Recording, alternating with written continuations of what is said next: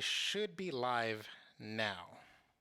We're live. Yes. Well, Let me go happy. to the Twitch count just to make sure that we are. Yeah, All right. no Yeah, we worries. are. We're live. We're live. Good. We got it. Let's make sure we do like a good like audio check Oh as yeah, yeah. well. Do that. Uh, Yes. Let's do that. All right.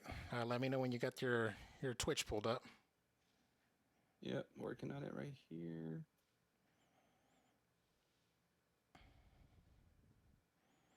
All right, I got it pulled up. Cool. All right. Audio test one two three one two three. This is my normal speaking volume. Audio test 1 2 3 1 2 3.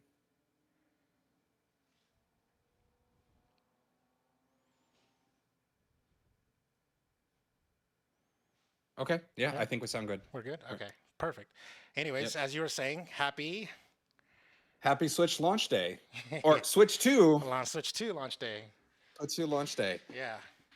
Nintendo's first two in a Yeah, console name, right? that is Like true. it's I don't uh A sequel. Lewis, I am going through the setup right now with the Switch 2, by the way. And Yes. I'm in that part where it's like, it asks if you want to do the system transfer or not. And I'm gonna say no. But I have to say there's a message here which is like, are you sure you will not be able to do this later ever? And there's something about that that is like, Oh, I just like yeah, oh yeah, yeah, it's like this big commitment. Because yeah. here's the thing. I do not have any like save in progress that I necessarily felt like I wanted to bring over to the Switch 2. Right. And so I was down to kind of treat them as completely separate consoles, and everything I play on the Switch 2, I'll play from the beginning, and that's okay. I want to restart Breath of the Wild. I want to restart Tears of the Kingdom. I never put that many hours in those games anyway, so like I would be happy to do that on the Switch 2. That's kind of how I was looking at it. The only one that pains me a little bit is Pikmin 4 because I've put a lot of time into that one, and I still like I haven't even gotten into that, but let's table that for later. Okay, I want to talk about Pikmin 4 a little bit later. Okay. We're kind of doing an impromptu ready press play Yeah, here a little bit, this is gonna be like an hour podcast with 30 minutes of gameplay at the end. By the way, Yes, yes, that's I should change the title from like playing Mario Kart to like chatting or whatever. yes, chatting about the Switch. Do Yeah. we even have a Switch 2 is the question. Yeah, that is a good question. Do we? So far, there's no proof yet. There's no There's no proof confirmation. yet. But maybe I might have something in You know here. what? You know what? You Since we're know. gonna get into the ready press play of it all, I got a bone to pick with you. Okay, All right. you piece of shit. Okay, you did an All right. unboxing on the Twitch channel for the Xbox Series X that we have Oh archived on yeah. here, by the way, just FYI. And Oh, then I forgot about that. you also are just recording content for yourself for your unboxing, and I don't know where you're gonna put it, but then you're just you for all of Gen 9, you got the Xbox Series X and the Switch 2, but you did not do an unboxing for the PlayStation 5. You're a bitch for that. How dare you? You're right. How dare So you? is Switch 2 officially Gen 9? I hadn't even thought about that either. I have Uh a video game historian, YouTuber guy refers to the Switch 1 as a Gen 8 console. So basically, he's mm, saying that he as a self imposed authority on the matter, says that Nintendo had two Gen 8 consoles, Wii U and Switch. hmm. Yeah. Okay. Okay. I think I think that's fine because otherwise you'd have to be doing like point fives. It's like Gen 7.5, Gen 8.5. Mm-hmm. Um but I'll tell you this, Lewis. I did not record an unboxing for the Ready Press Play channel of the Switch 2, and I apologize for that. And the reason is because I'm unemployed now. I got to work on my own content. I got to create my own brand here. You gotta the I can power no up dad needs to longer. come back and like yeah, yeah. Yeah. Yes. As of this Monday, I am officially unemployed. I am no longer working professionally in the games industry. Nobody needs to worry about my financials or anything like that. I am rolling in dough. No, I'm joking. But I'm That I'm was fine. I got a good payout. Like I can't get into the details about it, but I'm okay. And yeah. So for the rest of this year, I have a few plans that I'm working on. Don't want to talk too much about it yet, you're but doing maybe you'll see. Maybe we see some more content from me. you're doing the Chakalaka sabbatical plan that I did last year when I was unemployed for 12 Yes. months, living off my Yes, savings and shit. exactly. So yeah, I mean, yeah, more power to you. You're a hardworking man. You deserve it. A little sabbatical never hurt anyone. If anything, it just makes you appreciate life more. So yeah. Yeah, I realized that I hadn't really had any like time like this where I wasn't either working or in school since 2015 Same. when I had like a bit of a break. Mm-hmm. And I was a much different person then. I was like 21, and I feel like I didn't really know how to like use that time properly. And I feel like now I want to be very mindful about the things I'm doing and doing some work on my health. And I'm, you know, playing a lot of games, and working on my own game, ton ton ton. Yeah. Um, and yeah, and then checking out the Switch too. Maybe I'll make some more content. I'll tell you one thing, Lewis. I know, knowing the kind of person you are, the kind of content creator you are, Mm-hmm. I think you're gonna dislike this, but Okay. I filmed my Switch unboxing vertically. That's they call it the ick is what they call it. The ick, Yeah. yes, It yes. gives me the ick. Uh, now you have a guess as to why I would do it that way. Are you recording it for TikTok or YouTube Shorts? Ah, you bitch. Well, let me give you a let me give you a little sneak peek. I have done no editing in this whatsoever, so Hmm. this is just this would just be like raw footage and stuff. But let's go all about some of that. Okay, I like the set. I like the look. You got the red light and Yeah. everything. The Mario in there. It's just like you're looking like a hand model right now. Not gonna lie. Yes. Yes. You I should have. took care of my You hands should ahead of have. time. I mean, you probably got a manicure and in preparation for this, and you probably should have put some gloves on before you started getting oil all over your stuff. Because that's one thing that happened with me. Is like my dock's Hmm. got oil smudge marks and stuff already, and yeah, Interesting. I didn't even think about that. I didn't even think about that.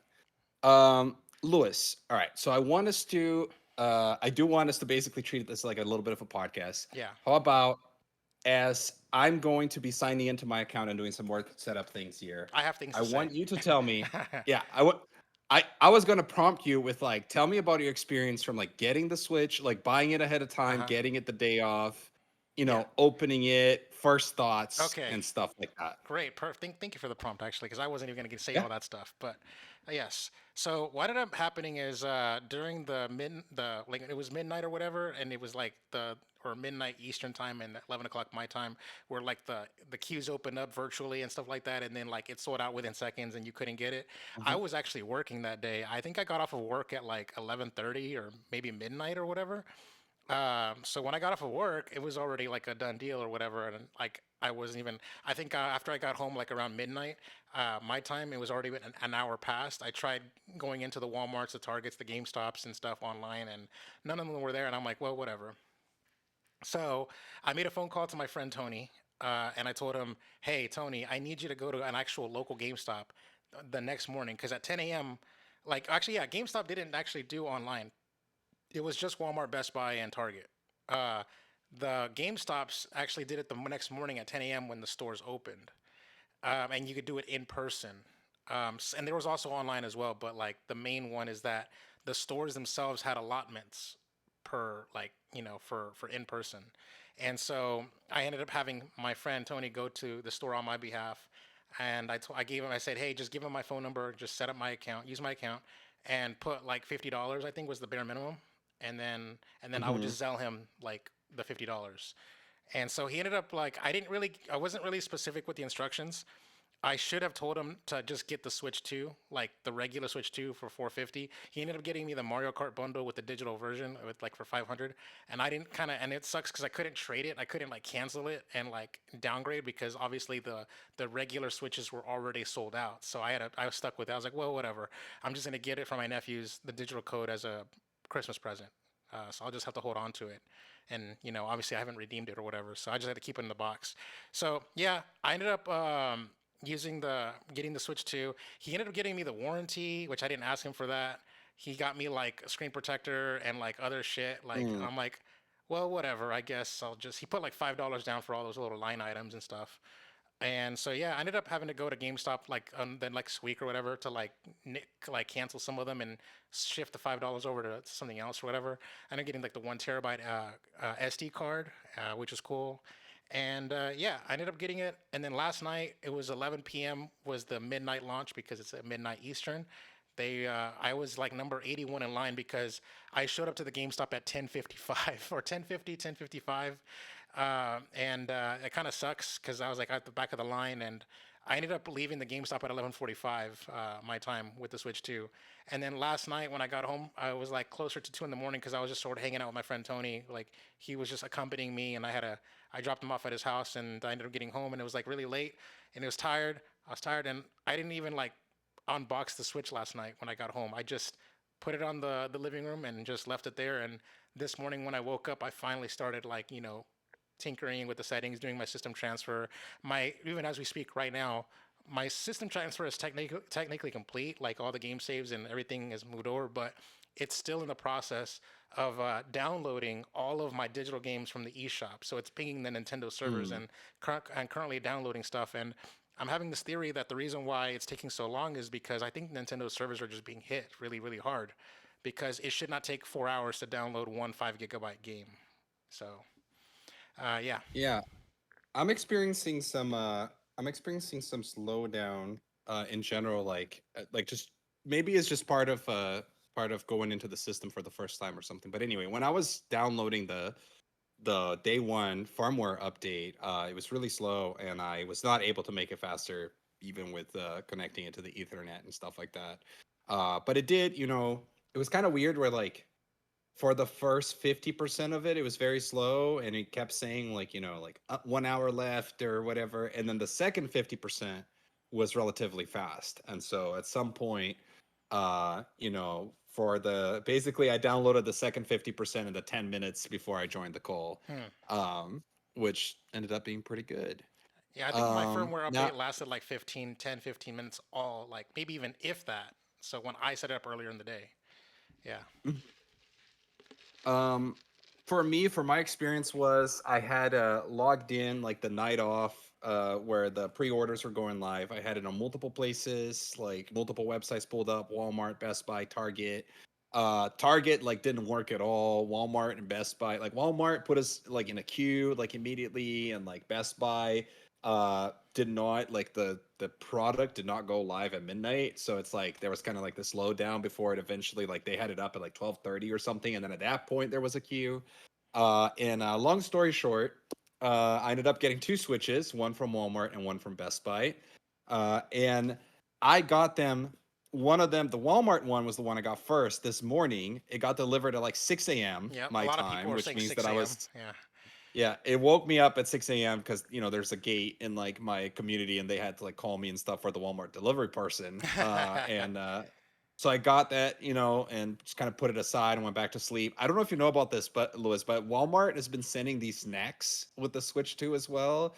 They sent me like a can of Pringles and like bottle of Coke, and there's like this little card that says something along the lines of like, oh yeah, like here's some free like gamer snacks like with your to enjoy with your Switch 2 or something like that.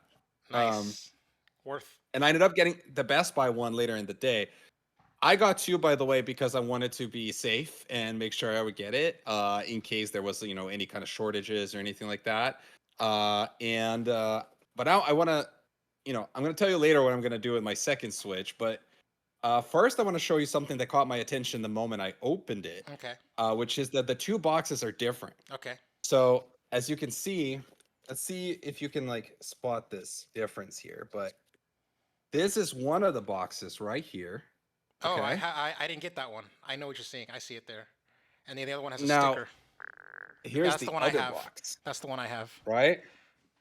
Now they both say they both basically say it comes with Mario Kart, Mm-hmm. but one of them it's like in the actual box graphic versus on the other one it's an added on sticker. Yeah.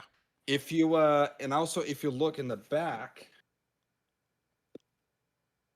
there's also a slight difference there. I can't see the Where it's slight like, difference. Oh, it's got the rated E for everyone and all that in the bottom left. Yeah. yep. So yeah, it's my understanding like the one with the sticker, like the circular sticker, that's the one I have. I actually thought that that made sense, the most sense, because you essentially could just make one SKU of the Switch Hmm. too. and all you got to do is just slap a sticker on the box and say you included an insert with the download code, which is what I have. It's a Yeah. little download code. It's a card. It's literally just slipped in with the rest of the, like that for that paper that says all the safety warning label, all that stuff, like the little legal mumbo jumbo that you don't really read. Um, so yeah, I do Okay. remember seeing the other one that you had, the one that I didn't have. I remember Hmm. seeing that picture in the marketing. So I actually am kind of a little surprised that they have two different versions of the same Mario Kart bundle. So I have a little bit of a theory about that.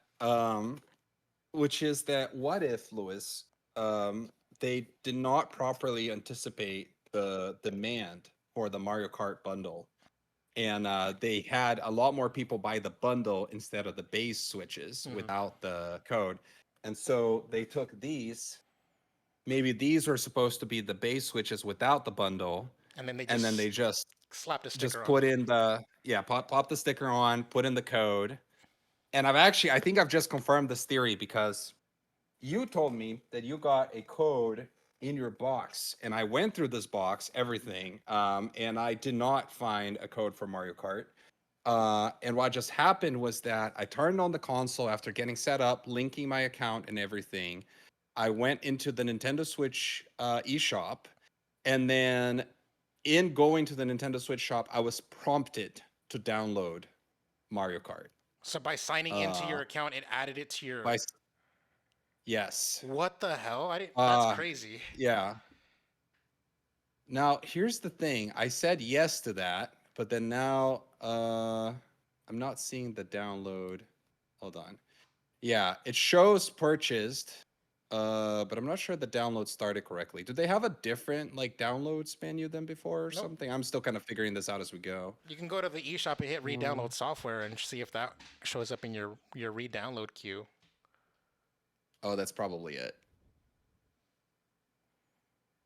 Oh, there you go. Virtual game card added. I see.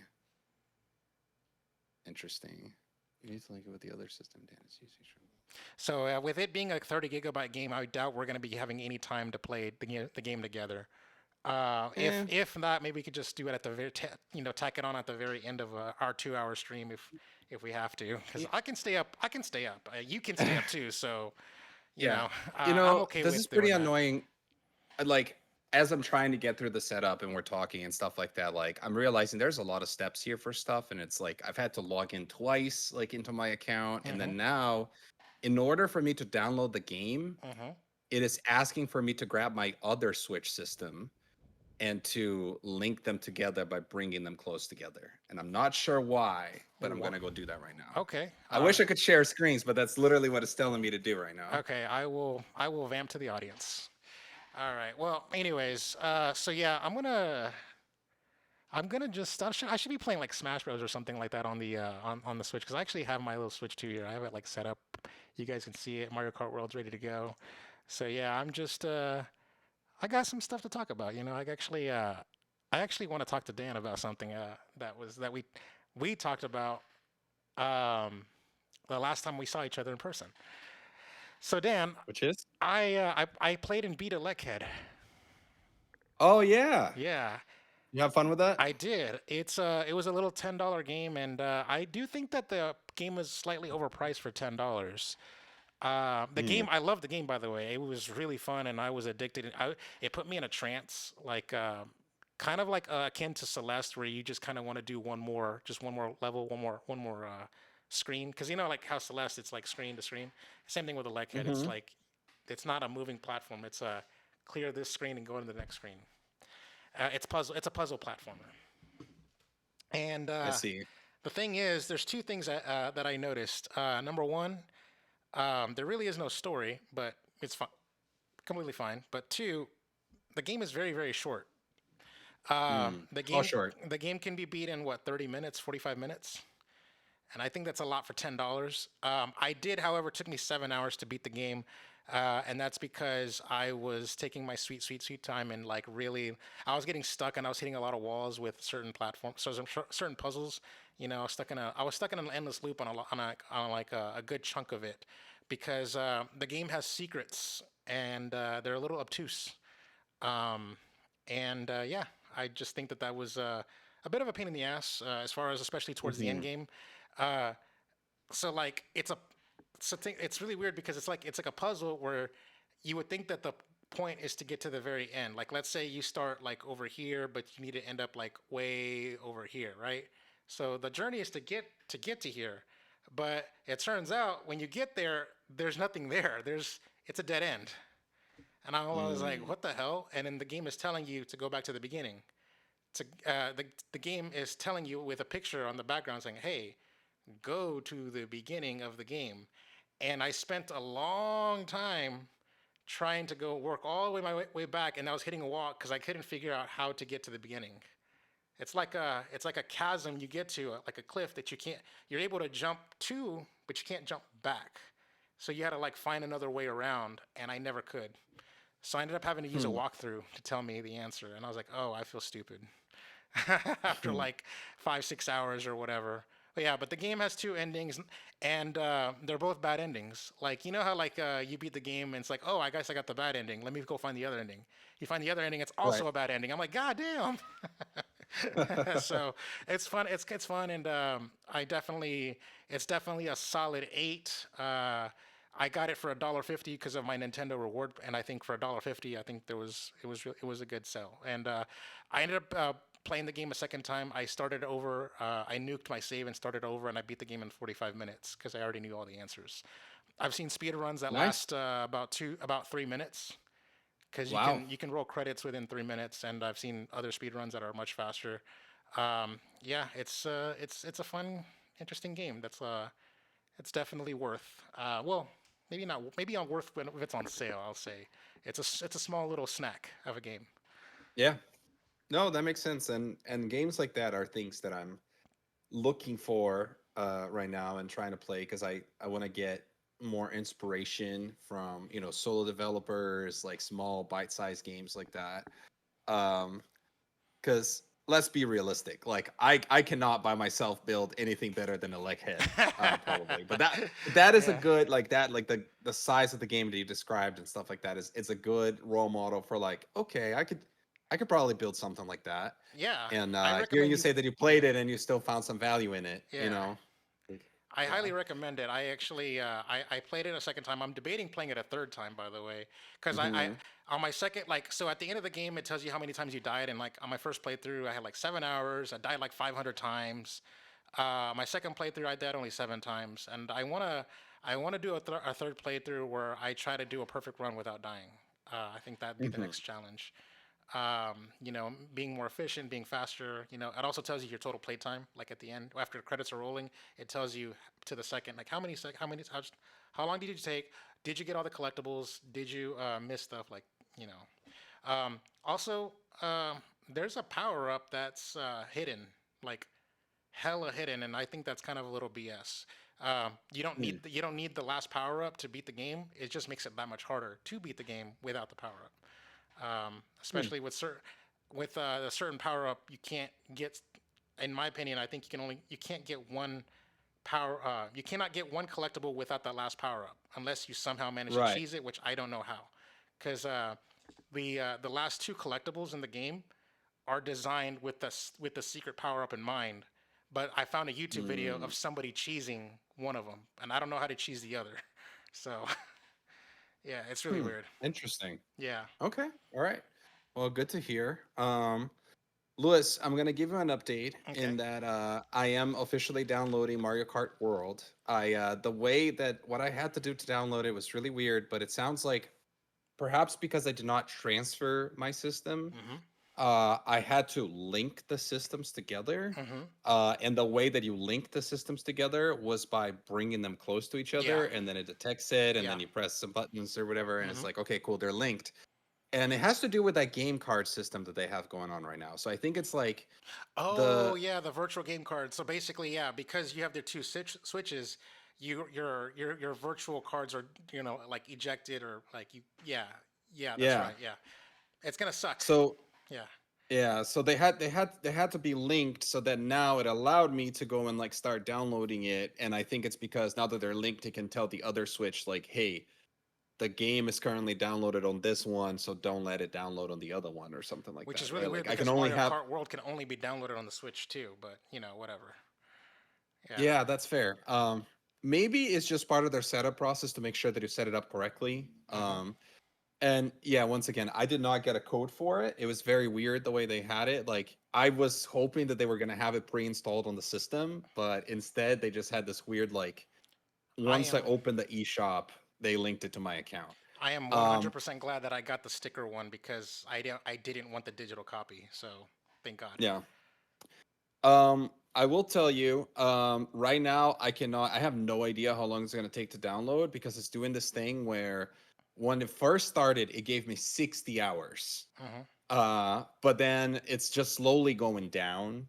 But it's going down kind of like basically like it's going down an hour every minute or Hmm. something like that.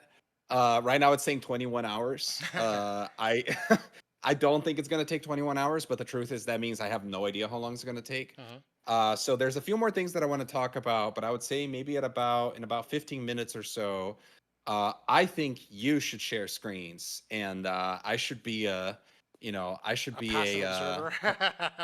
an observer. Yeah, Okay. I'll be your girlfriend for a night, Lewis. I'll just just like Watching me watching play. you play and maybe like commentating on it and stuff like that. And then we'll probably have to save streaming together for another time because like I said, I don't know how long this is gonna take. I don't think it's gonna be 21 hours, but I don't think we're gonna get it done on time either. Okay. Um, That's fine. Um, I do have to say something else. So I didn't get all of my accessories. I didn't buy I didn't pre-order the Switch 2 camera, and I didn't pre-order a Switch 2 Pro controller. Um, okay. and I ended up buying Cyberpunk 2077, by the way, earlier today. Just because just to support the whole The games and third the parties. third Yeah. party and game in a cartridge because I made a promise to myself that on this generation I will not be buying under any circumstances any of those digital key cards, game key cards, where it's like Mm. basically a digital voucher for to download the game off the eShop and having Yep. it be the license. If it's not in if it's not in the game cartridge, I don't want it. So um, I'm not gonna double dip on Street Fighter Six. Mm. That's just a me thing. That's like I'm telling myself that, and I hope I can stick to it. So yeah. Yeah. But I in would the say that from my end, I would probably just like if that was the case, I would probably just buy the game digitally Yeah, because otherwise there's just exactly. no point. Yeah, if Yeah. I'm gonna buy Street Fighter Six, I'll just go in the Nintendo eShop and just buy it that way. There's really Yeah. no other point. But so anyways, so yeah, I ended up like this morning I woke up before I even started like tinkering with my Switch 2. I left the house. I did some errands. I had to go do some dry cleaning and all those stuff. And while I was there, I went to Best Buy and I went to go look for like a Pro controller, and I bought a camera, and I bought Cyberpunk. I was planning on buying those three things. Oh, and a carrying case. So I went to Best Buy and I Mm. got three out of the four. I got Cyberpunk, I got the carrying case, Nice. I got the camera. Because I didn't get the Pro controller because apparently they were sold out of Pro controllers Mm. at Best Buy. And apparently they sold out at midnight or whatever the night before. Um, then I went to Walmart, and when I was there was like 15 Switch 2s in the glass case, like just ready to be bought a la carte. Just walk up to it and Really? just tell the cashier to unlock it for you, and then yeah, you can buy it. Oh no. Yeah, That's a bad sign, Lewis. either a good sign or a bad sign. I mean, it could just mean that they had extra excess inventory that didn't get pre-ordered, or like what I mean. Like, what if the pre-order sold out at Walmart, Hmm. but then they had a la carte shipment ready for people that wanted to get it. And besides, it was at my local Walmart. I don't know if it was like I don't know how like people Yeah. are gonna target How that. representative that is of the grand scheme of things. Yeah. But you know, I will tell you this though, like with the Switch 2 announcement, I know there was a lot of negativity around it. And I remember it was like actually like the video presentation about it like was really good, but then information that was coming out after the presentation were things that people were upset about. And I wonder, Lewis, if like despite the fact that we were excited for it and we even talked about it in Ready Press Play, go and subscribe to that and listen to our latest episode if you're curious. Um, what if the general audience did not buy into the Switch 2 hype? What if the general audience is like, no, I don't need that?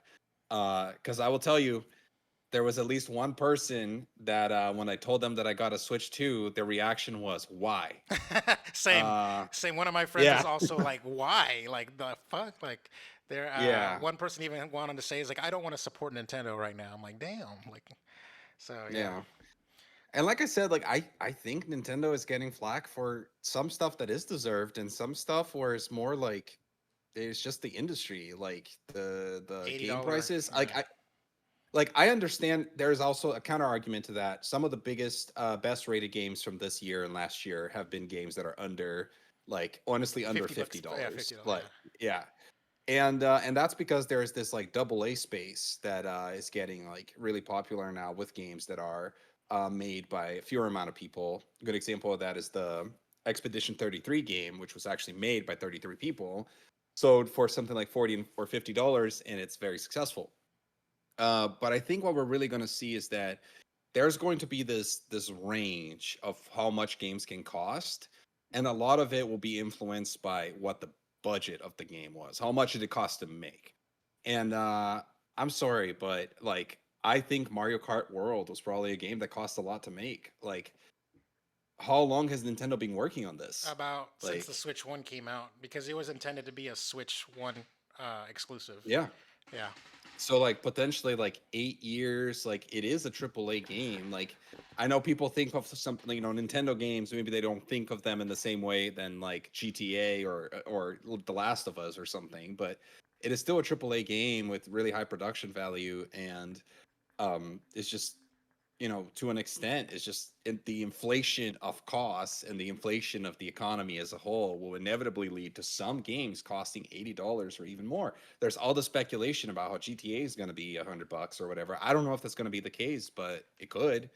Um, and so I don't know. Like Nintendo is getting hate for that, but I feel like I still have to play the game. Hmm. And I think that like once playing the game, I will have an opinion of whether like was it worth the $80 or not? Because I think at the end of the day, that's what matters, Yeah. right? Like you said, like what is the value you're getting from it? Like you played a Head, that game is $10, and you thought like, okay, that should be even less than $10 because of how short it was or Yeah. whatever, right? Um, It you still know, packed a punch. obvi- I would say that. Like I'd say yeah, if the game was $5, it'd be like buy it. Like you're not. yeah. Yeah. I would say that. Yeah. Obviously that's subjective, right? Like I've spent $60 on games that I thought were absolutely worth the $60, and I've spent $20 on games that I didn't think were worth the $20. So I think we just have a bigger range. I Hmm. think you're going to see games from costing anywhere from like 99 cents to, or like free to Yeah. play Yeah. even, to $80, $90, $100. Yeah. Yeah. Um Um. Yeah. There was something else I was gonna say. I forgot. I lost my train of thought as well. But yeah. Just oh, go ahead. I want to talk about the games I've been playing. Okay. Um so I don't know. I don't remember how much I mentioned this with you before. I might have mentioned it on the last Ready Press Play, but I got really into Pikmin 4 these last few Yeah. months, Yeah. You were talking. You wanted to. and Yeah. I went hard on Pikmin 4. And let me tell you, Lewis, I am shocked at how much content is in that game, and I would never like. I don't know, like I would not have expected Nintendo to put this much effort and to try this hard with Pikmin, like ever. And the reason why I say this is because you go and you play the game and you get through your adventure and etc. And eventually you roll credits. And you roll credits and you think, "Am I done?" And like many other games and many other Nintendo games, you're not done. But on Pikmin 4, you are just starting, and the game just goes on and on and on. Like you roll credits, potential spoilers for Pikmin 4 here, but you roll credits, and then you are like about to leave the planet that you were exploring, and then it Hmm. turns out there's a reason to go back to the planet. So Ah. you go back to the planet and you unlock a new area. So in my head, I'm like, okay, you have unlocked a new area. This is probably the end game content. This is probably it. So you go through all that area. There's a shit ton of stuff to do. Think about like a new like open world zone with like tons of like little things that you can do there. So you go and you 100% that area. You open up another area. So you go and you work on that area. You 100% that. There's also quests that you're maybe, side quests maybe you're still working on. There's challenges that you can get like different medals on, like silver, gold, etc. Like you want to platinum all the challenges. Okay. Um, then eventually, Olimar, people may know Olimar Yeah, from Smash Brothers shows and up. stuff. He's not the main character in Pikmin 4. I know. And But so and he's a also character. also in 3 as well, he was Alf. I know that. Oh, that's true. That's true. I forgot about that. Yeah. But you basically rescue Olimar over the course of Pikmin 4, and Hmm. rescuing him is what actually makes you roll credits. Well, once you've rescued Olimar, you can go and you can listen to Olimar's story about how Olimar got stranded on the planet. But Okay. listening to that story means you actually get to play as Olimar, and you have a whole nother game like that you play. And it's like, I'm not talking like, Are like you some short like little mission. You have hours and hours of extra content playing as Olimar, as he's technically telling you what are happened you to him you're when playing the he first got flashback into the planet. essentially? Yeah, you You're playing play the the flashback. flashback, Okay. basically. Yeah, And the nice. flashback happens over 15 days, and you have to explore multiple areas and stuff like that. Like, you go back to areas that you were at in the game before, but you're doing different things in them and all of that. So you do all of that. And I didn't even get into like 100%ing all the areas, because even just 100%ing all the areas is like you gotta grind shit. It's like there's so much stuff. So once you complete Olimar's flashback, which, like I said, takes multiple hours, then you unlock a new cave, like a new dungeon in the game. And I'm like, when is this game gonna be done? Like, when is it done? When am I gonna 100% this? And now this cave, the way it works is that there's multiple levels, and they get progressively hard as you go down the cave. And let me tell you, Lewis, I beat level 1 and I got down to 2 and I'm stuck and I can't be level 2 now. And I'm like, I have like 60 hours in this game. Like, I want to 100% it, and I still feel like the more I do it, the more there is to be done Hmm. somehow. And so, shout out to Nintendo for really adding value. With some games, they don't do this with every game, but with Yeah. some games, it's like, wow, like they really went above and beyond with this. Like, that game could have ended like 20 hours prior to like where I'm at now, And and it I would would have have been been perfectly satisfactory. Yeah. happy. Yeah. And so I know, like, I could use this as a, sometimes, like, I've used this as a criticism of games if they overstay their welcome. I wouldn't do that in this case because it's all extra content. It's like the actual storyline playthrough was pretty reasonable. The thing is, like, after you beat that storyline, it's just more and more extra content. I think in a lot of ways that's like a good role model for how AAA games should be. So perhaps surprisingly, I would have paid $80 for Pikmin 4. I think it Damn. would have been worth the $80, and I think that that's kind of how I bring it all together. Yeah. Um, yeah. I genuinely hope that, like I said, Mario Kart World is worth the $80 in terms of like, if the game is gonna get DLC and it's free to like everyone. Hmm. So like, at the very least, I think it is a good to keep the player base unified because if everybody's on this has this access to the same maps and stuff like that and the same characters and stuff, it makes it so that there's no partition, there's no splitting of the player base and stuff like that. I think that that's a good thing, and like I said, that's my big fingers crossed hopeful wish for Mario Kart World is that there gets like it turns around and the narrative turns around with if Nintendo announces like at this month's June Direct or whatever, like because I think Yeah. it's Summer Game Fest right now, but like they do a June Direct and it's like and Mario Kart World's DLC is incoming and it's Yeah. free, and I'm like, like uh, yeah. Yeah, absolutely. Talking about Summer Game Fest, did you watch the PlayStation State of Play, Lewis? I unfortunately have not. I could have, but I didn't. I just kind of forgot. It just sort of crept up on me to tell you the truth. But I Hmm. did see that there was a Mortal Kombat like Legacy like collection, like where the original games are being bundled and being Yep. re-released. I also did see that there was a Marvel but not versus Fighting Capcom game. game. Marvel, but Yeah. not versus Capcom Arc Systems fighting Yep. game. So it's basically Marvel versus Capcom, but without the Capcom. Uh, Yeah, I figured it'd be excited for that one. yeah, Um, it's yeah, it's interesting. Like, they teased Ghost of Yote, but then they were like, "We're not going to look at that now. There's going to be a separate presentation just for Ghost," which I I'm like, "Okay, I thought cool." Ghost of Yote was supposed to come out in February of this year. I This don't know. Maybe it wasn't it got supposed to be like delayed or an early 2025 release, I swear I cannot. I thought it was originally planning. I mean, I know I'm pretty sure it got delayed, obviously, since it's not out yet. But Yeah. like, I It's now swear. set for October 2nd. Okay, but did it originally have an early 2025 release window? I'm searching Ghost of Yote delay, but I'm not seeing anything actually. Okay, Um, well then never mind. yeah. No, I think it probably just had a vague 2025, and you assumed that Lewis, you filled in the gap there. Yeah, probably. Uh, What else? Oh yeah, there was I wanted to get yeah. your thoughts on the Switch 2, like the actual hardware. Like, what are your impressions? Oh Like, yeah. I actually, it's giving me Xbox Series X vibes, and not Mm, in the way you think. So, okay. the aforementioned video game historian that I made reference to, his name is Adam Korlick, and he has I'm subscribed to his YouTube channel for over a decade.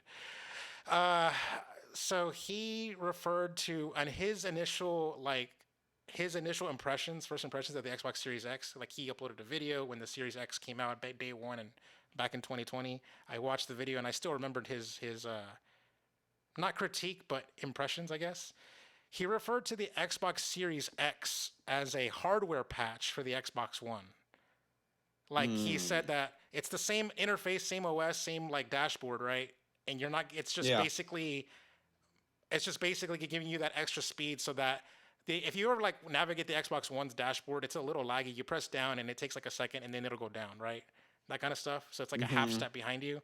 Whereas the Series X, it can handle the dashboard so easily. It's snappier and moves faster, and Right. it's got the hardware to like handle it and manage it, and just like cuts through it like butter. So he's basically Hmm. referred to the Series X as just a hardware patch to make things run smoothly for the OS. And so the way I'm transplanting that to the Switch 2 is that the Switch 2 basically feels like a hardware patch to the Switch 1, because I'm basically still got the same OS. The eShop runs faster and it's loading quicker and snappier and like moving faster. So it Hmm. just feels like it's a Switch Pro, basically. Yeah. It's the aforementioned Switch Pro that we've been asking for. What are your thoughts? Yeah. No, I agree with you. I think that that is but I feel like I already had that expectation that that's what it was going to be. I think even the name conveys that. Like I said, like Nintendo, they've always tried to innovate with every console generation and do something drastically different than what they were doing before, save perhaps a few exceptions. And this was an example of Nintendo taking a page off of PlayStation's book and Xbox's book and going like, okay, let's iterate. Like, Yeah. we hit it well with the Switch. Like, the Switch is really popular. People love it. Like, it made Nintendo relevant again, really, in games and in entertainment in general. Um, let's just iterate on it. Let's just have a better version of the Switch, and that's literally what it is. Yeah, I already expected that, and that is what it is.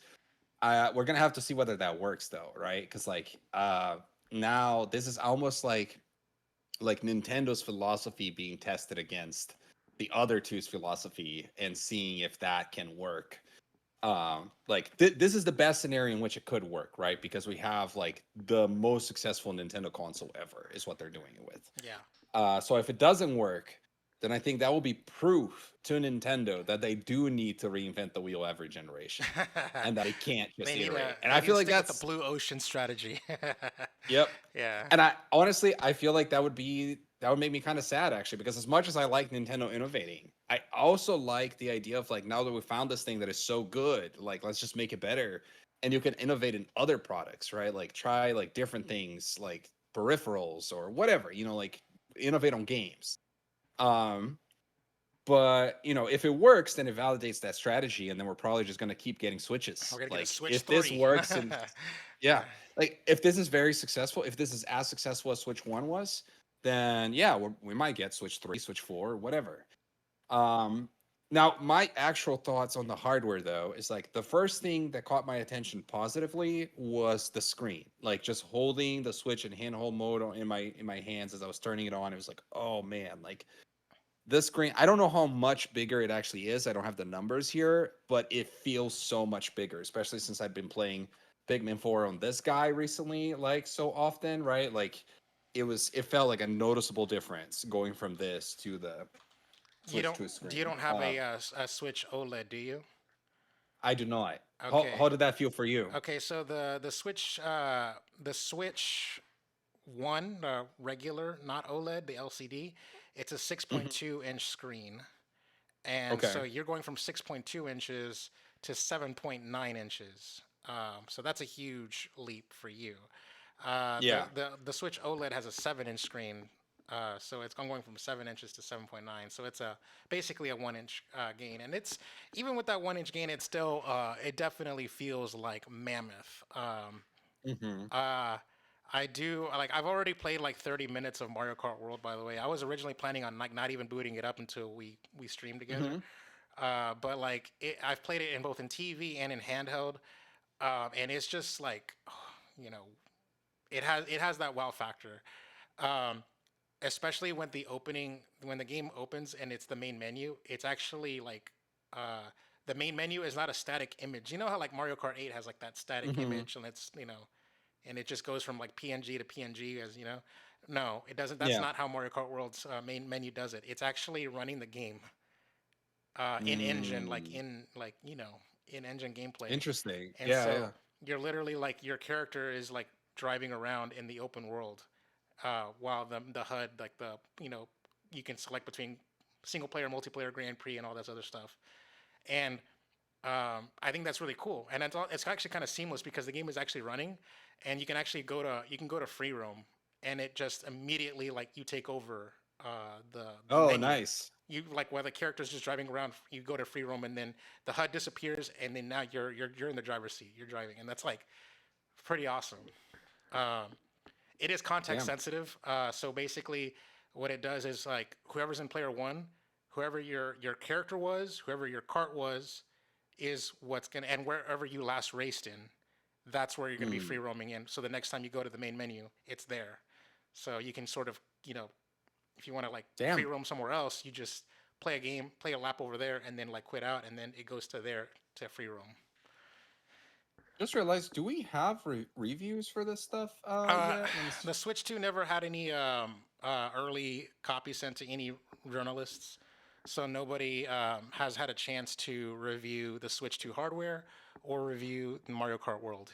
So I can IGN, tell you I can tell you the Metacritic for Mario Kart World right now, but it's based on just four yeah, because reviews. they rushed it out. Uh Yeah, yeah. yeah. So based on the four people that have rushed it out, it's sitting at a 91. Um let's see. We got a 90 from Game Reactor UK, a 90 from Destructoid, a 92 from Nintendo, and a 95 from Aria Hugones. Uh, which I don't know that website, but I take it it's some like Spanish language one or something. Um, Louis, I told you a good for me was the screen, given Hmm. I haven't played anything yet. I want to give you a neutral, and I want to give you a neutral, and I want to give you a bad. Okay. Okay. Um, so the the neutral is the new stand for the Switch. Like if you want to play it on handheld mode, Hmm. and you can pull that stand and use it. Tabletop. Yeah, So tabletop mode. Yeah, tabletop, yeah. yes. It felt like messing with it. It felt so different than what I anticipated it to feel.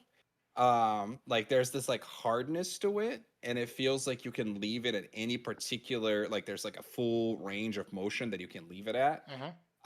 The so like to me that seems positive. I'm like, oh yeah, like the flimsy little thing Plastic on on the the Switch One. Switch One, Yeah. like this worked, but we all know it kind of sucked, right? Right. Yeah. So it's definitely better than that. But the thing that I'm suspicious about is like, how is it gonna age? And that's why I give it a neutral, because I'm like, will it still retain That. that friction Yeah. over time? Like 5 years from now, like, because it never clicks. That's what I was Yeah, it's thinking got about. that It's like, like it's like you position it and it stays where it's supposed to stay raised, and it's got like a little bit of resistance. Like there's like not much give. You actually have to close it. yeah, You're saying like yes, whatever the hinges are there, you think it's gonna wear out and it's gonna get loose. I exactly. So I that, I yeah. don't think it's going to. I've had a Switch OLED for quite a while now, and it's the same mechanism. on the Switch OLED, and it hasn't give just Oh, yet. okay, cool. I So will I did say not know that at all. I will Hmm. say though I think the Switch OLED actually did it better. Here, I'm gonna let you vamp, and I'm gonna go get my switches, and I'll just so that way I can show you what I'm All talking right, about. yeah, yeah. All Go right. ahead.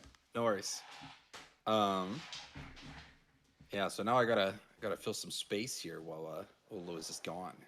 Um, see, I could just show some of the stuff up close, prove that I actually have a Switch 2. Here we go. Here's my Switch 2. Here's the thing. Here's the thing that I was talking about. It's like for the handheld mode, right there. This guy right there. You can leave it at any one spot, and it will just stay. It never clicks. It doesn't get to like a particular distance, and then it clicks, and then that's where you need to leave it. So you could have full control. You could have it like laying like almost flat. You could have it like sitting like almost like fully vertical. Pretty interesting.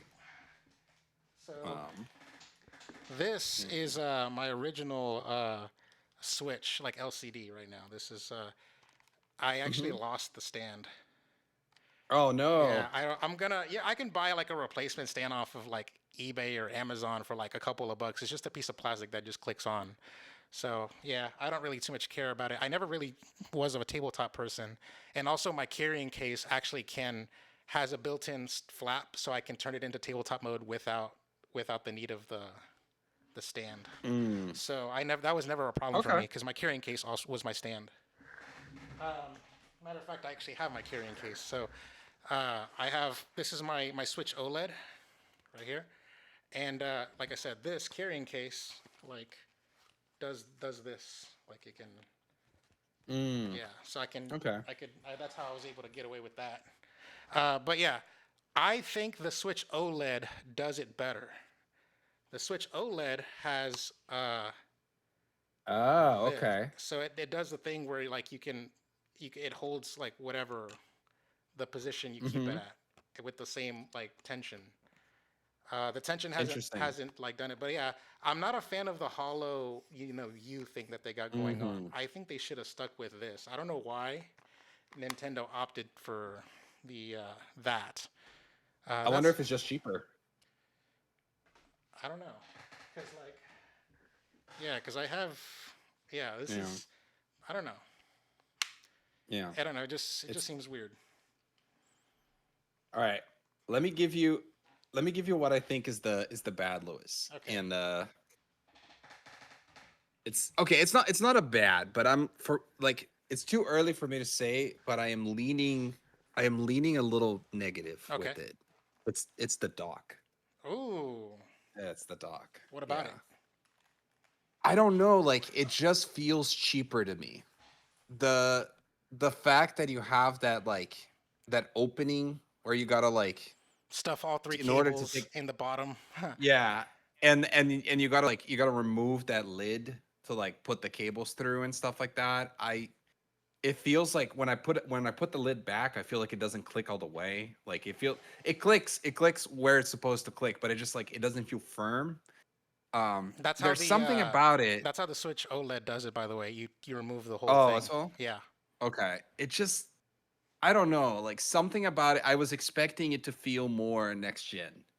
And because there's this whole thing about how the dock has a fan, right? And it does have it, and it's like it's supposed to give it more power and There's a lot support of 4K and all these vents. Yeah. things. And like as I if I hold this dock, I'm like, I don't know, man.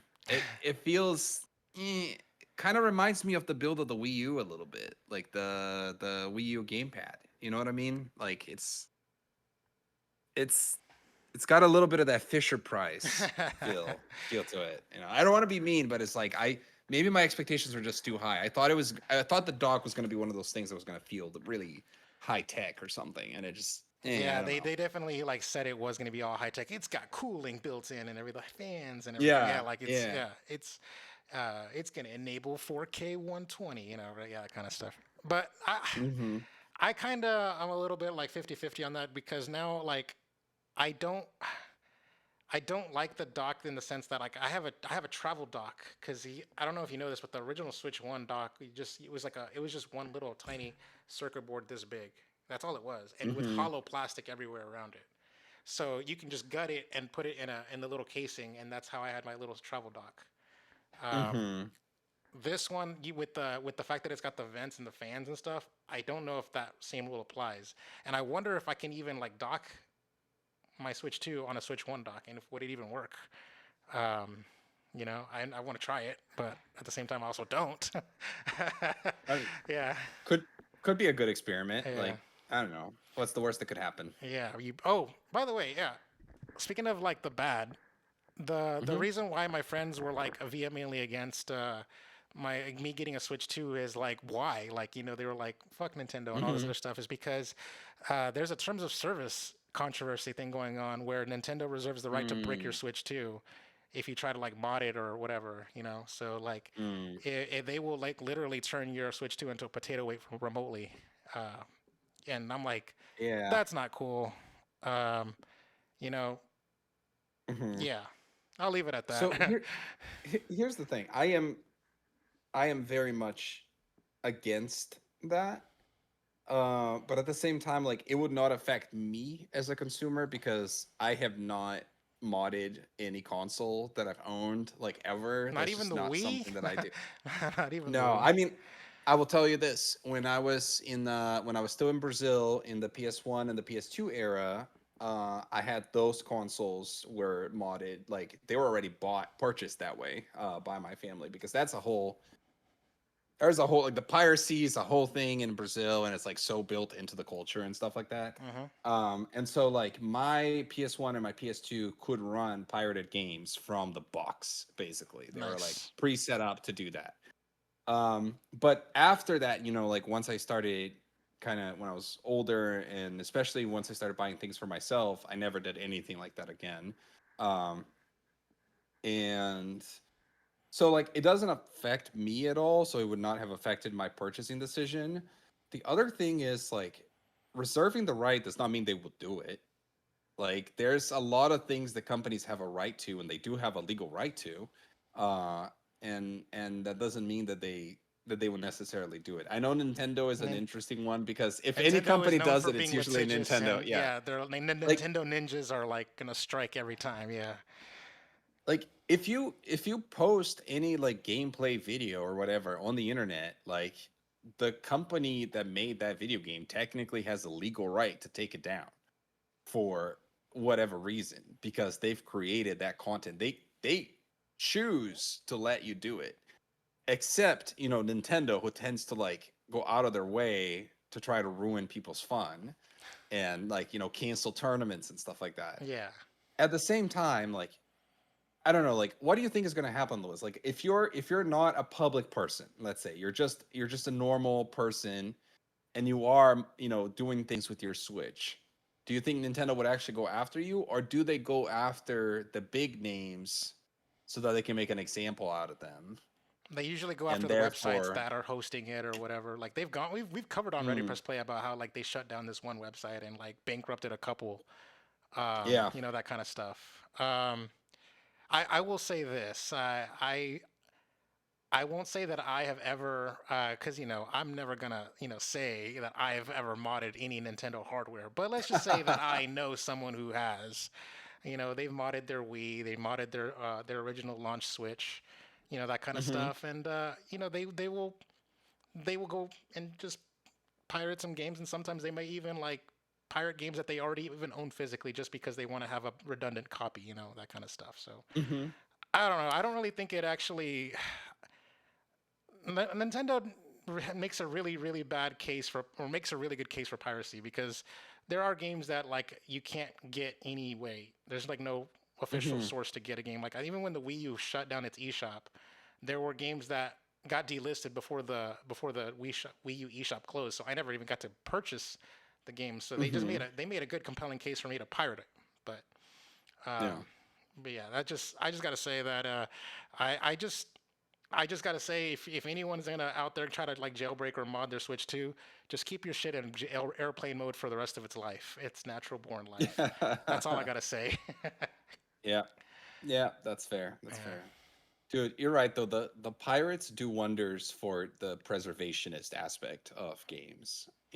Like where would we be with video game preservation if it wasn't for the pirates out there. Yeah. Um, Um, so I'm with you on that, Lewis. I think you should play some. I think you should play some Switch 2, and we should watch it together because okay. it's not gonna happen for me. Okay.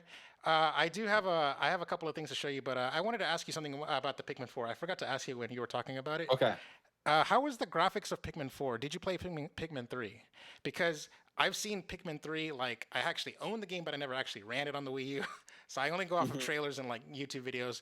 But with Pikmin 3, it looked like it was going for photorealism. And it was, like, making the Mm, Wii U look like a graphics powerhouse. right. With, like, their, like, 3D models of, like, I remember, like, Paper Mario having this The fruit. badass lemon, that kind of stuff. Hmm. Hmm. Um, so I did see like YouTube videos of like Pikmin 4, and it felt like graphically it was a downgrade from the Pikmin 3. Is that true or false, or what did you think? Was it going for photorealism in your opinion, or was it trying to go for an art style? Pikmin is interesting because they do this thing where the characters are stylized, but the environment usually isn't. Like the Right. environment usually is very realistic compared to what the characters look like. Yeah. Here's the thing, Lewis. I played Pikmin 3 on the Wii U when it came out, and now I played Pikmin 4 many years, about 10 years later. Uh, Pikmin 4 looks to me like what I remember Pikmin 3 looked like. But let me tell you this, that if you put them side by side, Pikmin 4 actually looks better than Pikmin 3 for the simple fact that Pikmin 3 is a really old game and it looks way worse than you remember it. That's the thing. Interesting. Interesting. Okay. Pikmin 3 is not a good looking I game. re- I We just tricked ourselves back in the day. I just thought that it was gonna be Uh, like the best AA battery you ever seen, like ever, like that kind of stuff. You know what I mean? Like, yeah. yeah. Okay. So the thing that Pikmin 3 did was that they had this like you could go and look at the fruit that you'd collected or the treasure that you had collected, and you could like zoom in and you can like rotate these models around and stuff like that. And I feel like that was something that like people really liked It was a tricking about you. It was it. tricking you into thinking that it was a graphics powerhouse. Yes, but I feel like when you actually look at like the gameplay itself, like it did not look that good. And I think Pikmin 4, I would say it looks a little better. Fair enough. Um, Let me see. I actually want to pull up some comparisons here so that we can Are you gonna share your so screen? that I can see if my case is valid or not. I was thinking about just sending. Let me find a good video and then send it to you maybe. Okay. But All right. yeah, Well, how about you I'm gonna, yeah. I'm gonna share my gameplay over to you, so that way you can see what I see Okay. in the meantime. And I also have to mess with OBS because whenever I share a screen, it moves our webcam's positioning, so I have to Mhm. retinker with the webcam again. Just FYI. Oh, okay. Yeah, So no worries. yeah. So I'm gonna do that too. Let me see here. All right, let's share the gameplay or share the screen. Wait, can I even share my screen? Question mark.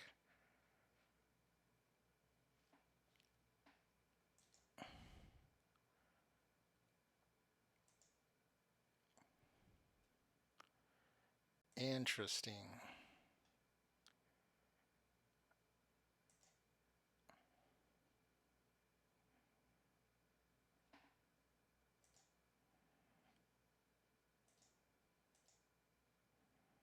Hmm. If you cannot, I can still watch it from through Twitch, but I'm just Rain, gonna be make a it, little rain, like girl, I'm just make gonna it. see things a little behind. You again. Fair enough. Everybody's No, loving so- that Grubhub deal with Prime, huh? Should we just All start right, hold on. carpooling? I got Amazon playing, Prime member, playing. you can get zero. There we go. Let me just mute the audio. I'm just watching your video right now here. Oh, it's actually Pikmin 3 Deluxe on the Switch Oh yeah. Oh, I wanted it to be the baseline. with the Wii U version. Okay. Yeah. Oh my God, the Pikmin 3 Deluxe looks pretty bad. It's like holy shit, the colors. Uh, Yep. Holy crap. I used to think that it was graphics like like it made the Wii U look like a PS4 kind of type stuff. I remember like. I Okay, know. yeah. All right, I'm sold. It's Unless Pikmin 3 Deluxe was a downgrade graphically, which is possible. I don't know. Maybe not. I don't know. I get the impression I'm now finding some Pikmin 3 Deluxe comparisons, and I get the impression that it's not a really good port. I don't think it's a downgrade. It's more of like it's basically the same. Hmm. It's basically the same. Yeah, because like let me send you another one here, because this is Pikmin 3 versus Pikmin 3 Deluxe, and they have it all like the same scenes like side by side and stuff, and it's I guess like the Switch one is just like a little bit crispier in some parts, but yeah, to me it's like barely noticeable. There's a difference there. Um, but yeah, the Wii U game was never that pretty. We just kind of, I feel like they just tricked us. Yeah. They made us believe that because perhaps or standards were a little too low at the time. We have to take into account too that like Pikmin 3, when did it come out? Pikmin 3 release date July 2013. It was before we even had next gen with PS4 and Xbox One. PS4 and Xbox One did not come out until November that year. And so we were looking at Pikmin 3 on the Wii U before we had even seen any PS4 game ever. Hmm. And we're going, "Oh, this looks good." Um, but if you actually compare it, especially to like a late gen PS4 game, no, Fair enough. Fair that enough. it ain't it. Yep. All right. I need to figure out how to project this screen. Hold on. Give me a quick second here. I think there's a way for me to share my screen here. I just trying to. Okay. I know that there's like a projector button for our OBS, and I just can't remember where it's at. Mm. Well, sounds like it's a good time for some Googling. Yes, correct. I'm going to Google. Okay. Huh. Okay. OBS Studio projector settings.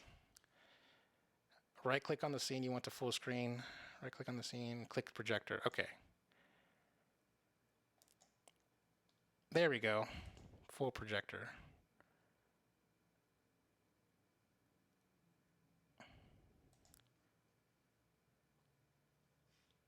Nope. Wrong one. Wrong one. Right click, show, show full projector. I finally have a There, got it. reasonable download duration for Mario Kart on my end. By the way, Okay. it's now saying 28 minutes, and I think that will actually be what it takes. So maybe we can do one race or one Grand Prix together or something when I'm done here. All right. Louis, do you want to talk a little bit about the Okay, are you figuring out do you think you're going to be able to figure out I figured what you're out how to. trying there? I projected my OBS ready for it to be game shared. I just got to figure out how to undo one of them. I projected it to two of my screens. I only needed to project it to one of them. I chose the wrong one. I'm trying to. Oh yeah, Mhm. actually I figured it out. There we go. Okay, now I can share my gameplay. Awesome. Yeah, it's just gonna. You're just gonna see my whole OBS. Just FYI. That's the only way I That's can get fine. around it because um, there was no other way for me to directly give you my feed of my OBS game capture because it's being reserved to OBS. I can't split it.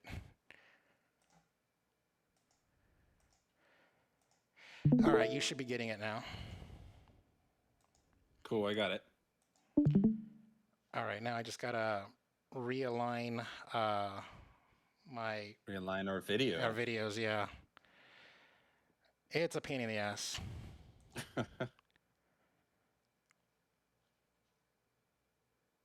What the? Oh, right. No.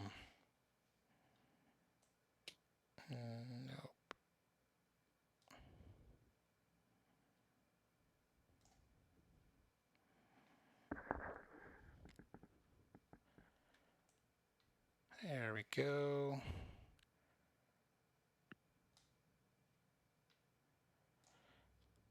I have to say, by the way, that I get the impression that my Switch downloaded faster when it was sleeping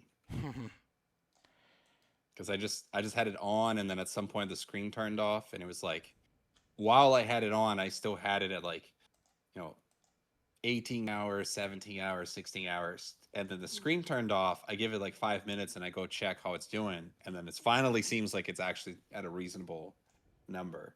Um, so I don't know. Maybe there's something to that. Um, and I also think you were onto something when you said like maybe too many people are downloading stuff at the same time, and it's a little bit on Nintendo servers because I know I'm on a Wi-Fi, and Luis and I had a conversation about this before going live because he does Ethernet for everything and I don't. Mm-hmm. But even on Wi-Fi, like my internet speed, it's not bad. Um, like I did a speed test on my computer, and I got like over 500 megabits for download. So Yeah. that should not have taken as long as it was taken Yeah, to like do I said, stuff my here. my current one of my eShop games is taking like 5 hours, and it just while we were talking, like maybe 5 minutes ago, it finally finished downloading, and Mm-hmm. it should not be taking that long, and I'm on Ethernet, so Right. yeah. Okay, I fixed one of the cameras, so now you should be seeing us correctly aligned. By the way, Yes. Perfect. now I gotta fix this one now. So give me a second. Uh, I'm glad I know my way around OBS to do OBS. this. Yes. Um, It's a live show, guys. yeah. It's like Saturday Night Live. It's not like we had this all prepared, by the way. I wasn't. We were not. I was not planning on sharing my gameplay with you, and I don't think I've ever had. But now I have these preset settings ready to go if we ever need to in the future. So I won't delete the hmm settings. Hmm.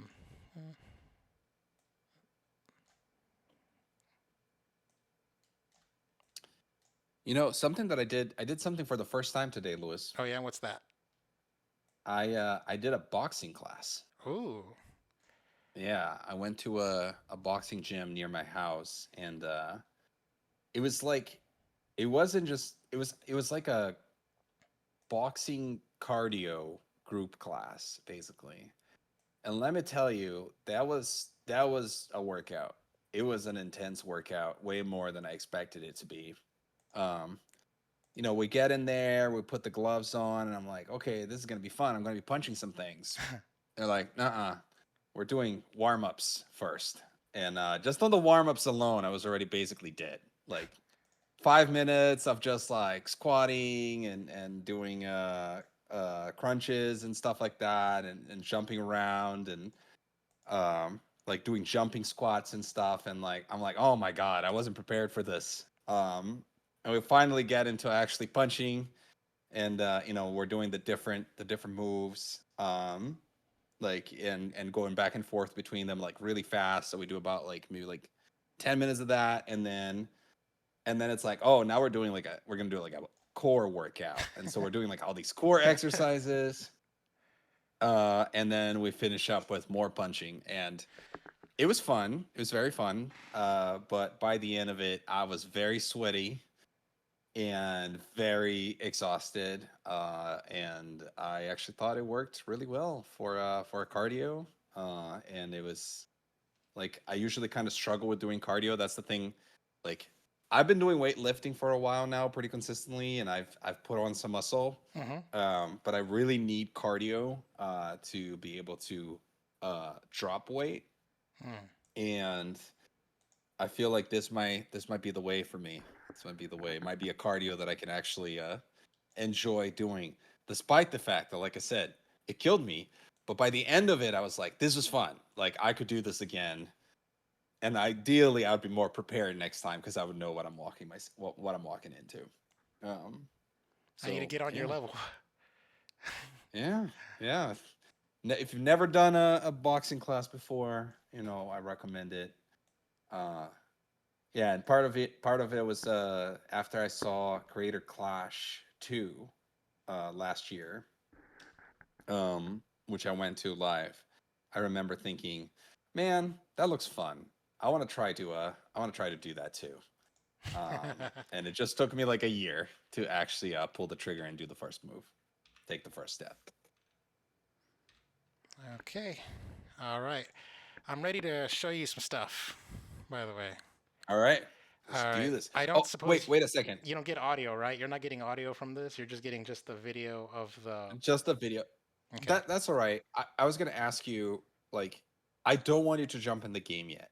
Okay. I want you to give me a menu breakdown. Tell me your thoughts as you go around the Switch 2 menu. Like, what's different here?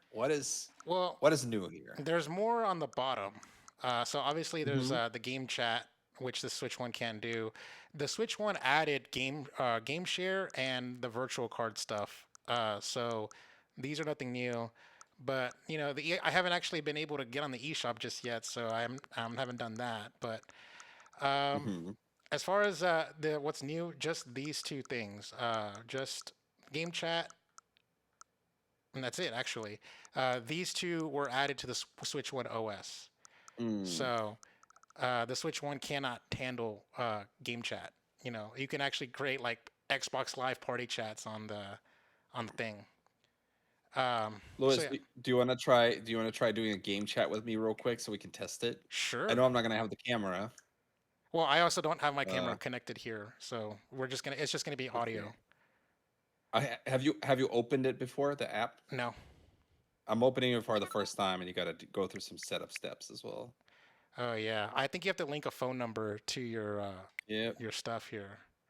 So I'm gonna Don't I'm don't gonna leak don't leak your phone number on the internet. I'm not gonna I'm not going to I'm going to switch over to our talking faces. Switch. Yeah, so that way nobody can see what's going on here. You can still see my Switch screen, by the way, but the audience Okay. can't. Just FYI. Sounds good. Um, All but right, yeah, I there's got a an lot of terms of service email. here.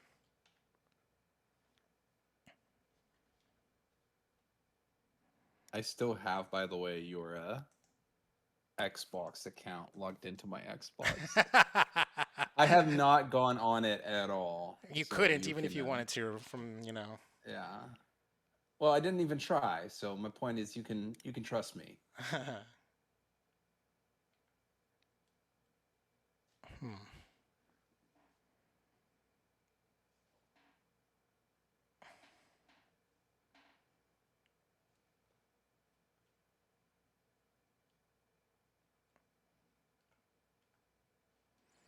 All right. Give me a quick second. I'm still in the process of. I am not a multitasker, so this stream has been so fun to me as I try to like first like get set up with a new console while being on the stream. And then every time we are doing something like this right now where I'm like, "Oh, I got to go. I had to send an email first, then get a code for my email, and then get the code for my phone and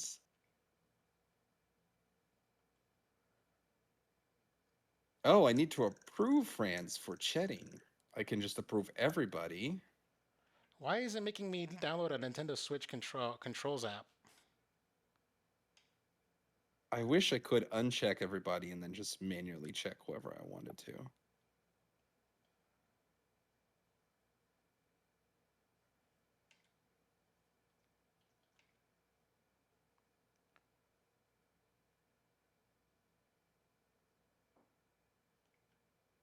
Ah, I have to. I have my nephew's Switch account on my Switch too, so it's making me Oh, download a parental controls app. that's annoying. Yeah.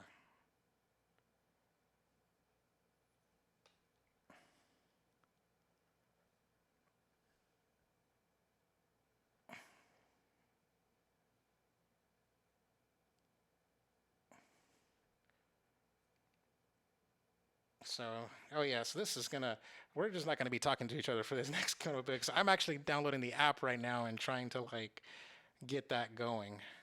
Um, I see. Okay, my bad. I didn't realize it was going to be that complicated. So maybe mm, we don't need to do this no, now. we do. We do. Please Sign respect others so everyone can enjoy game chat. If you ever experience something in game chat that makes you feel uncomfortable, please report it. To submit a report, open the game chat menu and then select Settings Report. All right. Setup complete. Have fun using game chat. Also, by the way, just FYI, when you report somebody, it automatically records like the last 30 to 45 seconds so that Nintendo can review it. Ah, that means that they're recording it all the time, at least locally. Yeah, that's true. Uh,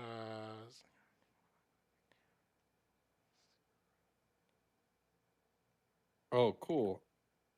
Two of my local friends here in Orlando already have set up game chat, which means that they're on Switch too. You're showing up as somebody that has not finished setting up game chat yet. I'm in the process. Get on it, Lewis.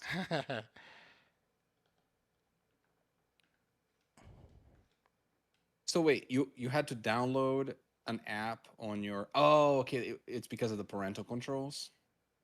Yeah. All right.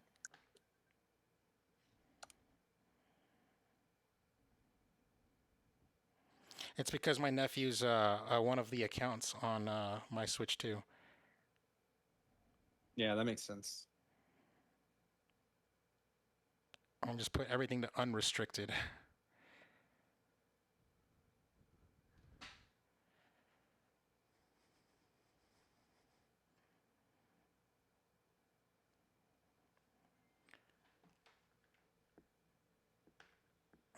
All right. Uh, scan the QR code with the device. Okay.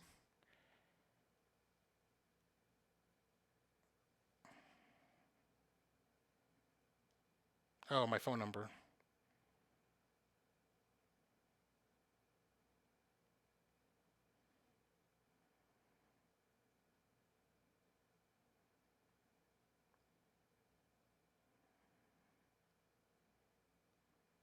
Phone number has been linked. Improve settings. Approve them. You can go to see the chat they sent. Next. Select friends to approve for game chat. Well, I guess I'm just gonna uncheck a bunch of people because I'm not really that. I'm friends with them, but not that much friends with them. Yeah, I unchecked a shit ton of people too. Felt kind of weird doing that, but yeah.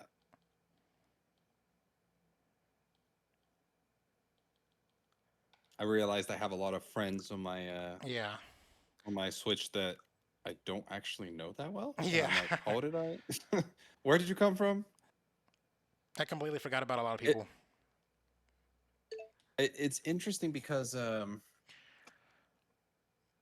think Nintendo used to have these features where you could add people from social media, right? So I think a lot of the people that I added. Oh, that's weird. All right, create a game chat and invite me to it.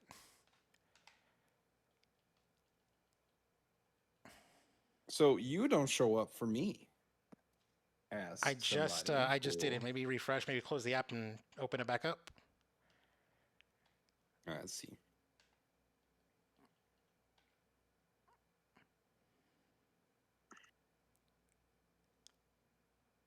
There you go. You're here now. Okay.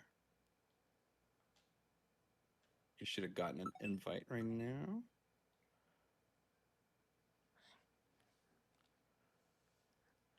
Oh shit. Join chat. Ah, parental controls. Now you should be able to see my gameplay, but in like five frames a second. I can hear myself echoing on your shit right there, and you too. Let me let's mute ourselves. How do I Can I mute? mute you? All right, I can mute Oh, you. there we go. There's a mute button. There we go. I mute myself there. All right. And then how do I see your Screen share. There. Now you can see my screen. Expand game screen. All right, cool. So my stuff is on a little boxy window right here, by the way. It's like I don't get like a full screen. By the way, oh my god, look at the look at how as I scroll through, it's like So many games. Oh yeah. See, look, I'll show you. Look, I am about right here, downloading all these games to go. Wow. So yeah. You know, this is not that bad. What?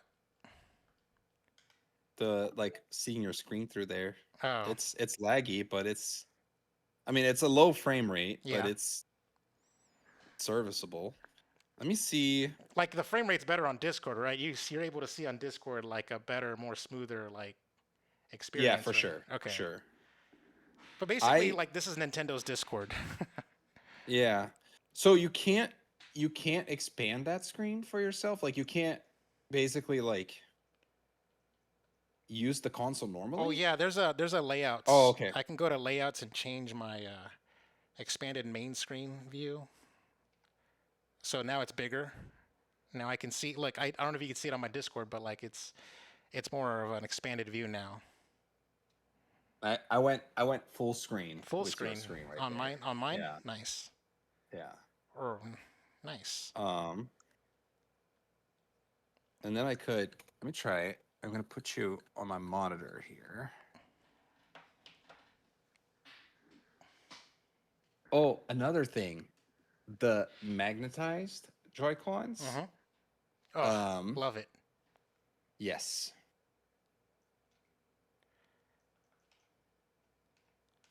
There we go. Oh, it's I just went asking. full screen on mine, so now I won't. I don't even see you on my game chat like your HUD, which is fine because you're muted. Um, I want to show you something uh, that just Okay. nothing to do with Mario Kart, but just in general. Um, you know how like the Switch 2 has like the faster SSD. Like it requires like micro SD express cards and stuff Mm-hmm. for it to work because the read and write speeds needs to be on par with the PS5 and the Series X with their loading time. Um, so they did the same thing, and like the Switch One games are like benefiting passively even without any patches. It's getting like the Mm. benefit of the faster read and write speeds, so games are loading much faster, just naturally, right? Yeah. That's I mean, to be honest, that's kind of what you would expect from these things. It's like a lot of times with the patches, I'm like not sure like what are they actually doing in the patches. Um, I actually assume a lot of the patches for these things are to fix bugs. Because you could what I mean by fixing bugs is if you're gonna have a game naturally load faster because it's in the hardware where the SSD is faster or whatever, then that might reveal bugs that were there that were not perceived before, right? Like imagine you have like you load into a level too fast, and because of that, like you see popping that you were not seeing before or something. Yeah. Something weird like that, right? Or there's been I can't remember what game it was, but there was a game that where they artificially slowed down their loading screens so that people could read the tips Yeah. that would show up in the loading screens, right? What they should have done is just Uh, made it so that the loading screen doesn't automatically load to the level. You have to press a button to hit confirm. So if you don't want to read the that's tips, true. you could just be like, the game should prompt you saying loaded. Do you want to press A to Yeah. continue or just, you know, that kind of thing? I think they should have done it that way. But anyways, I just want to show you Smash Ultimate and show you how like fast the loading times are. So you can Okay. watch it on the Discord. I just to give you the better effect because it's 5 frames on Switch. I have you on Discord on one monitor and on the Switch on the other monitor. Okay. So we'll see both at the same time. All right. So yeah, this obviously just to get to here takes a long time. Uh, just to Mm-hmm. get to that, like, actually takes longer to Wow. load in general, but it's faster to get there. But I want to show you um, classic mode, right? So check this Uh-huh. out. The on the original Switch One, the costumes, the alternate costumes, didn't load immediately. Mm. So like it would look like this. So like you would like say you would go to like Sora and you know how you can like change between different costumes. Mm-hmm. In Switch One, it would be you would change costumes, and it would go blank. You wouldn't see Sora at all because it had to load the PNGs at Mm. later. But these are so fast that there's no uh, There's no disappearing. delay. Yeah. Yeah. So just FYI. So sometimes people had to memorize. If certain people were like, I need to rock, you know, pink Captain Falcon, they had to memorize how many times to like, How many clicks? click to do it because you can't see it. So you had to like memorize. That's like, cool. Yeah. So they'd be like, oh, that's mine. You know, like that kind of stuff. And so they would muscle memory it. But anyways. Oh man, you're speaking my language here right now because it's UI programming. So yeah. Yeah. So anyways. I mean, Oh, go ahead. the funny thing is that they could have the game load all the PNGs ahead of time. Like they could have the game load either like when the overall game is loading or when you open the screen, but they were probably experiencing slowdowns otherwise. Like Yes. slowdowns when you're coming into the screen or like when you're loading the game to begin with. So just FYI, when you do Mario and like Donkey Kong, like those PNGs they would load them the cast in order from Mario and then going all the way down. So like the DLC ones were the last ones to load in, and they would basically load the PNGs from the top down. Just FYI. Okay. Yeah. But anyways, That's interesting. so I'm just gonna run a game. I'm not even gonna play a game. I just want to show you something. If you ever played like Okay. Smash Bros in classic mode, there's always a screen that says versus who your opponent is. Like just Mm-hmm. and that way you could see, who you're playing against. Like just Yeah. who's your opponent. All right, watch. Did you see that? Wow. Wow. That's how. See, that's what I'm talking about, which is like that's the kind of thing that they might patch out. Like they might go like when they develop the game, they realize like, okay, we're doing this while the game is loading or whatever. When the game is done loading, then we go in there, and it just so happened to be enough time. And now that it's like loading faster, then it creates a need for a patch where they're artificially slowing it down.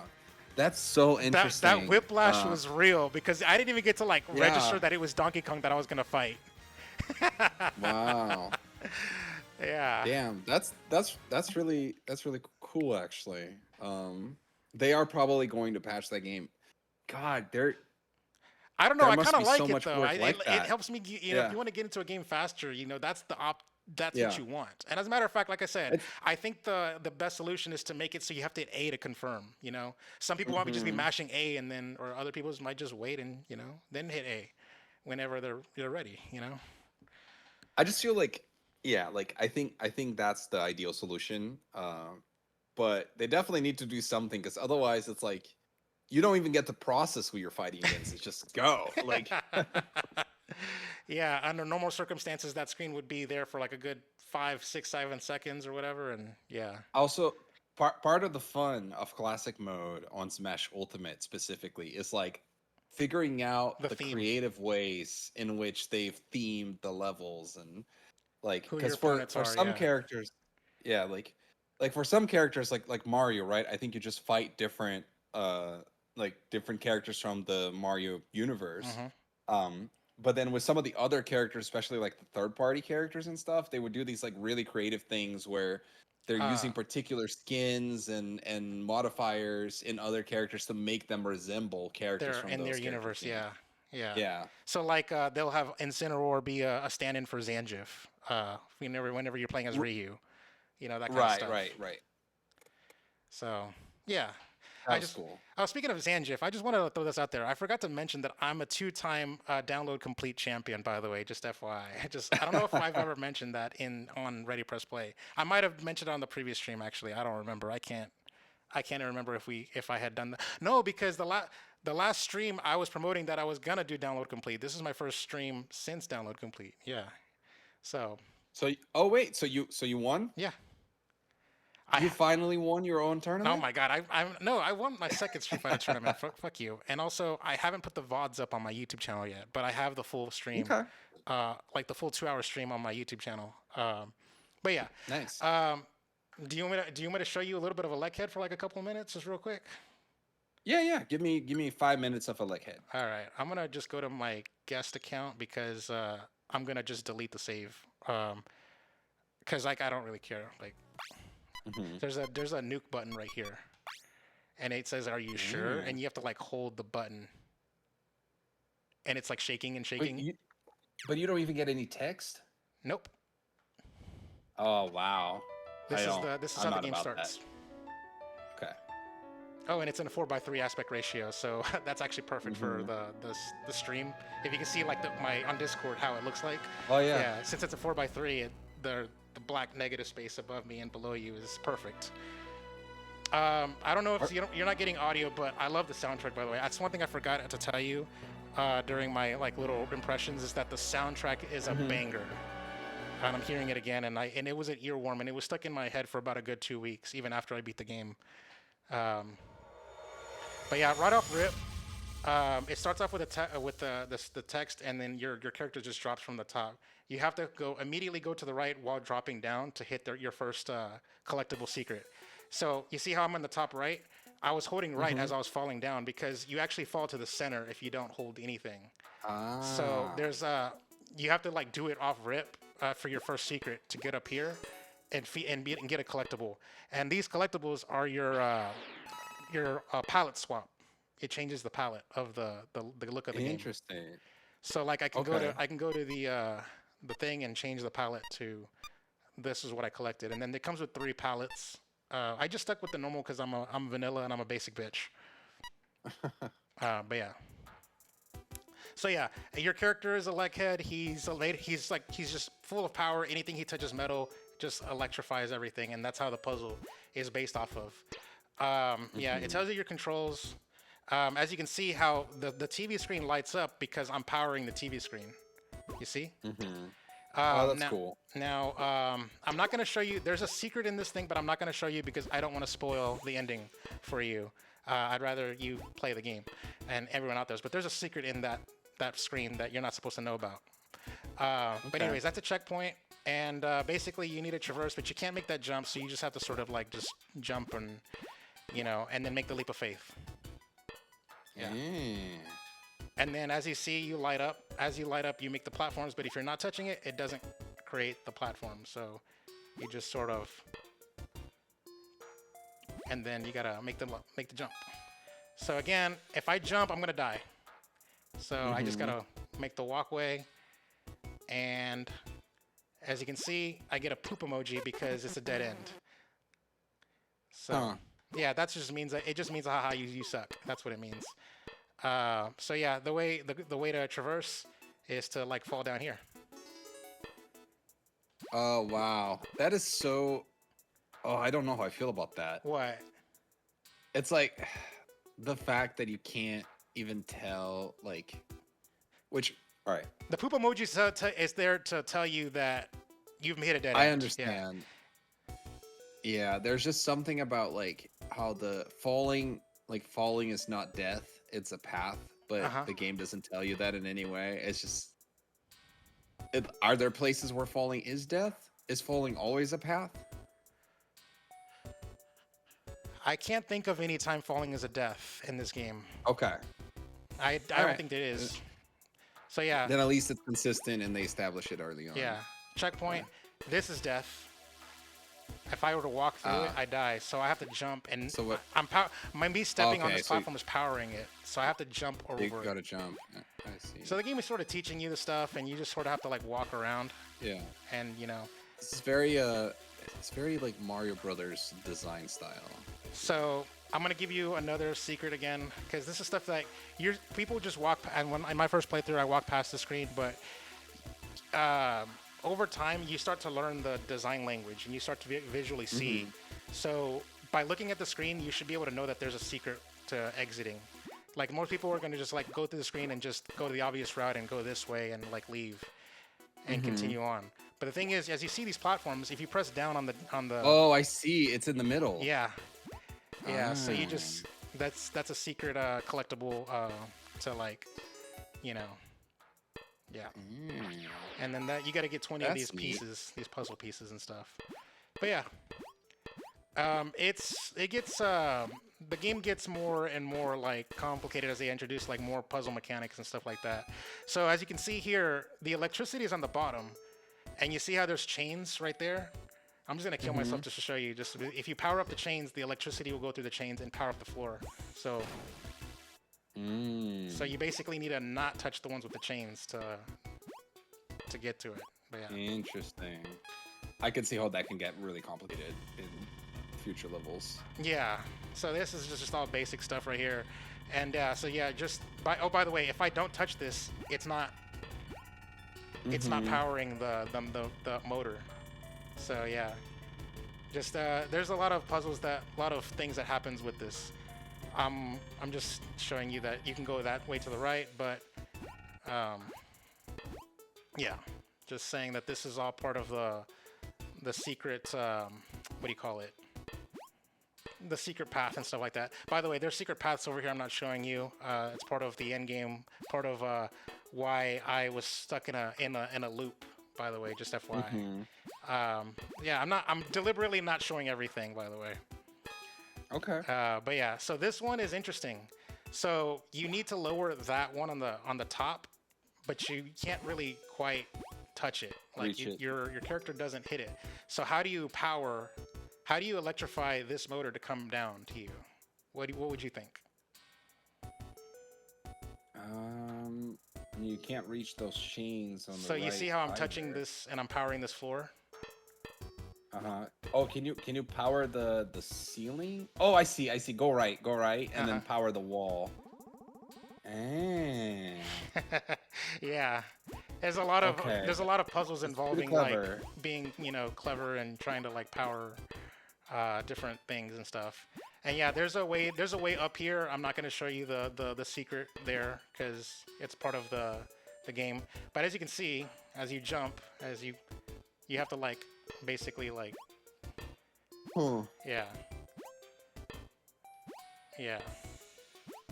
I wonder if I can. No, I can't. Okay. But yeah, so there you go. And then you have to like grind against the wall because if you were to just jump forward, you're just gonna die to the spikes. Right. But yeah, that's it. That's all I'll show you. Just to like. Oh, by the way, if you hit a checkpoint, if you mess up the stuff and suddenly you can't make it, like it's too far up, you can just reset the thing. And so basically, that's the solution would be to do that. But yeah. All right. So awesome stuff. Really cool. So what are your thoughts? Yeah. So, The only thing I don't like about it is the lack of text in the menus. I am happy with everything else. the lack. Oh well. And I feel like the game is Yeah. teaching you the game by Mario 1-1 standards. You know what I mean? Oh no. I specifically like the options in the menus, like the fact that there was no text to confirm or like deleting yours. I feel like I would have deleted my save file by accident or something. Yeah. Like, I So don't. like the thing is like, are you sure? And then it like makes you hold the A button. Like you see how it's like creeping up. I know. Yeah. So yeah, It's you can just- delete your save okay. like that. This is your Just controls. sit here. Just sit here a second. Uh-huh. I think like this, like I understand the game is minimalist, Uh-huh. like minimalistic. Like this screen is too minimalistic for my taste. Like I would have appreciated like a pixel art like font, like just with the text for each option. Oh, that looks cool. Game Boy style. Game Boy. Yeah. Yeah, I collected all the different palettes, by the way. Oh, there's a Halloween palette. Yeah. But yeah. Would any of the palettes reveal secrets in the game that he would not have seen otherwise? Yeah, all the palettes are hidden in secret rooms. So you have to like No. explore. No, I understand that. Oh. My point is, after you've collected the palette, is there a gameplay benefit in switching the palettes? Like I almost imagine a situation like this: you switch to like the Game Boy palette, and then a platform there's a sticks platform, sticks out. yeah, or something like that. I yeah. haven't. I actually only played the game in this original palette because I'm vanilla and basic. I didn't really too much So care. you wouldn't know. I wouldn't know, but yeah. But yeah, this is like. Can I see the credit? Can I see the credits for the game? Do they have like a credits menu or something? Sure. I'll just teleport to the credits. So this is where you go. Actually, wait. Can I just go straight to the credits? All right, how about this? I'm gonna tell you to look away. Okay. I'm gonna tell you to look away. Not right now. Not right now. Alright. But like, I'm gonna roll. I'm gonna go straight to the end of the game, and then when you beat the Alright. game, it rolls credits, and I just don't want you to watch the cutscene. All right. Yeah, okay, that makes sense. So I'm gonna tell you, cover your eyes, and Twitch, you guys can watch because if you want to, or you can just look away, or there's only one view right now watching us, and I think it's you. So Yeah, yeah. YouTube, We did not get any viewers the today, YouTube unfortunately. people, consider this your spoiler for one of the two endings of the game. All right. Tell me Alright. when to cover my eyes. All right, cover your eyes right now. All right. All right. I'm gonna roll. Oh wait. Well, still okay. For what Yeah. it's worth, by the way, I was just curious. I was curious to see how many people worked on this, and I was also curious to see if they listed any of the tech they used on the It seems to credits. be about 15 to 20 people. It seems to be the credits have a lot of special things to people, to supporters, seemingly. Right. But right now the cutscene's going on, by the way, so don't keep looking. All right. I'm gonna let you know in about maybe 5 seconds. The I could have just minimized the Discord. I still have my eyes closed, by the way, but I just realized that this is a little goofy. That I could have just minimized the Discord, and then you could tell me when to maximize it. okay. But oh It's still cutscening right now. The soundtrack is a banger. There. Open eyes. All right. It's rolling credits.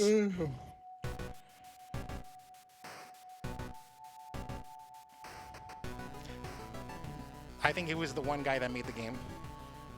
Okay. Mr. Nama Takahashi.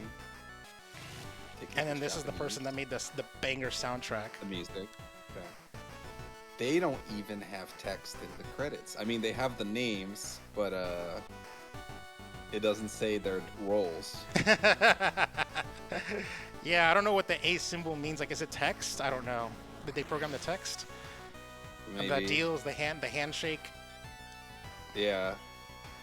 These looks like company names, maybe sponsors. Send their love to It is Timothy, Special thanks. I guess. to B-Men, Coco. That's it. That's it. Wow. Yeah, it took me 7 hours to. This is my thing. I died for about 499 times, basically 500. I got all 20. I got all the pallets. Yeah. I guess with not having text in the game like that, they are able to there's no localization, right? Like this, the It's game all can be symbols. played in any language. Yeah. Yeah. Okay. Yeah. There it is. Yeah. All right. But yeah. So what else? Do you wanna do this to buy time, or you wanna show you Mario Kart? That's right. Yeah. Anyways. I was gonna say, I mean, at this point, it's 12:15 my time, and I'm pretty sleepy, so I'll I'm show you not Mario sure, Kart. man. I'll show you Mario Kart. Yeah. At one point, it looked like I was gonna get it done on time, but now I'm not so sure anymore. That's okay. There's always next week. We can always finish Yeah. Split Fiction a little later. But anyways, yeah, I just wanted to show you a Cat. I really love the game, and it's definitely, if we're gonna do a Ready Press Play end of year list, it's making it.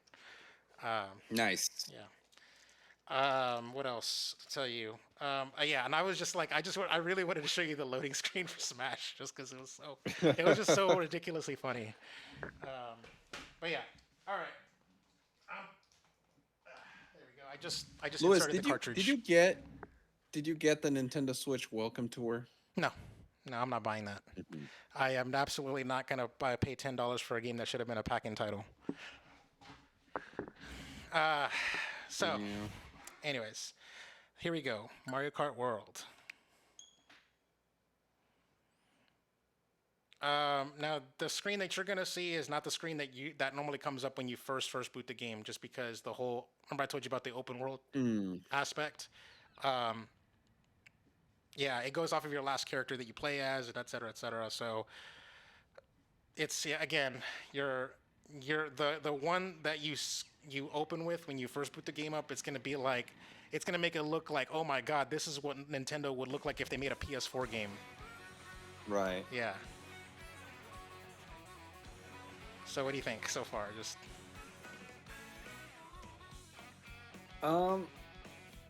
I mean, the quality is lowered on the Discord, on yeah. the stream, Yeah. right, on the Discord. So I can't really tell.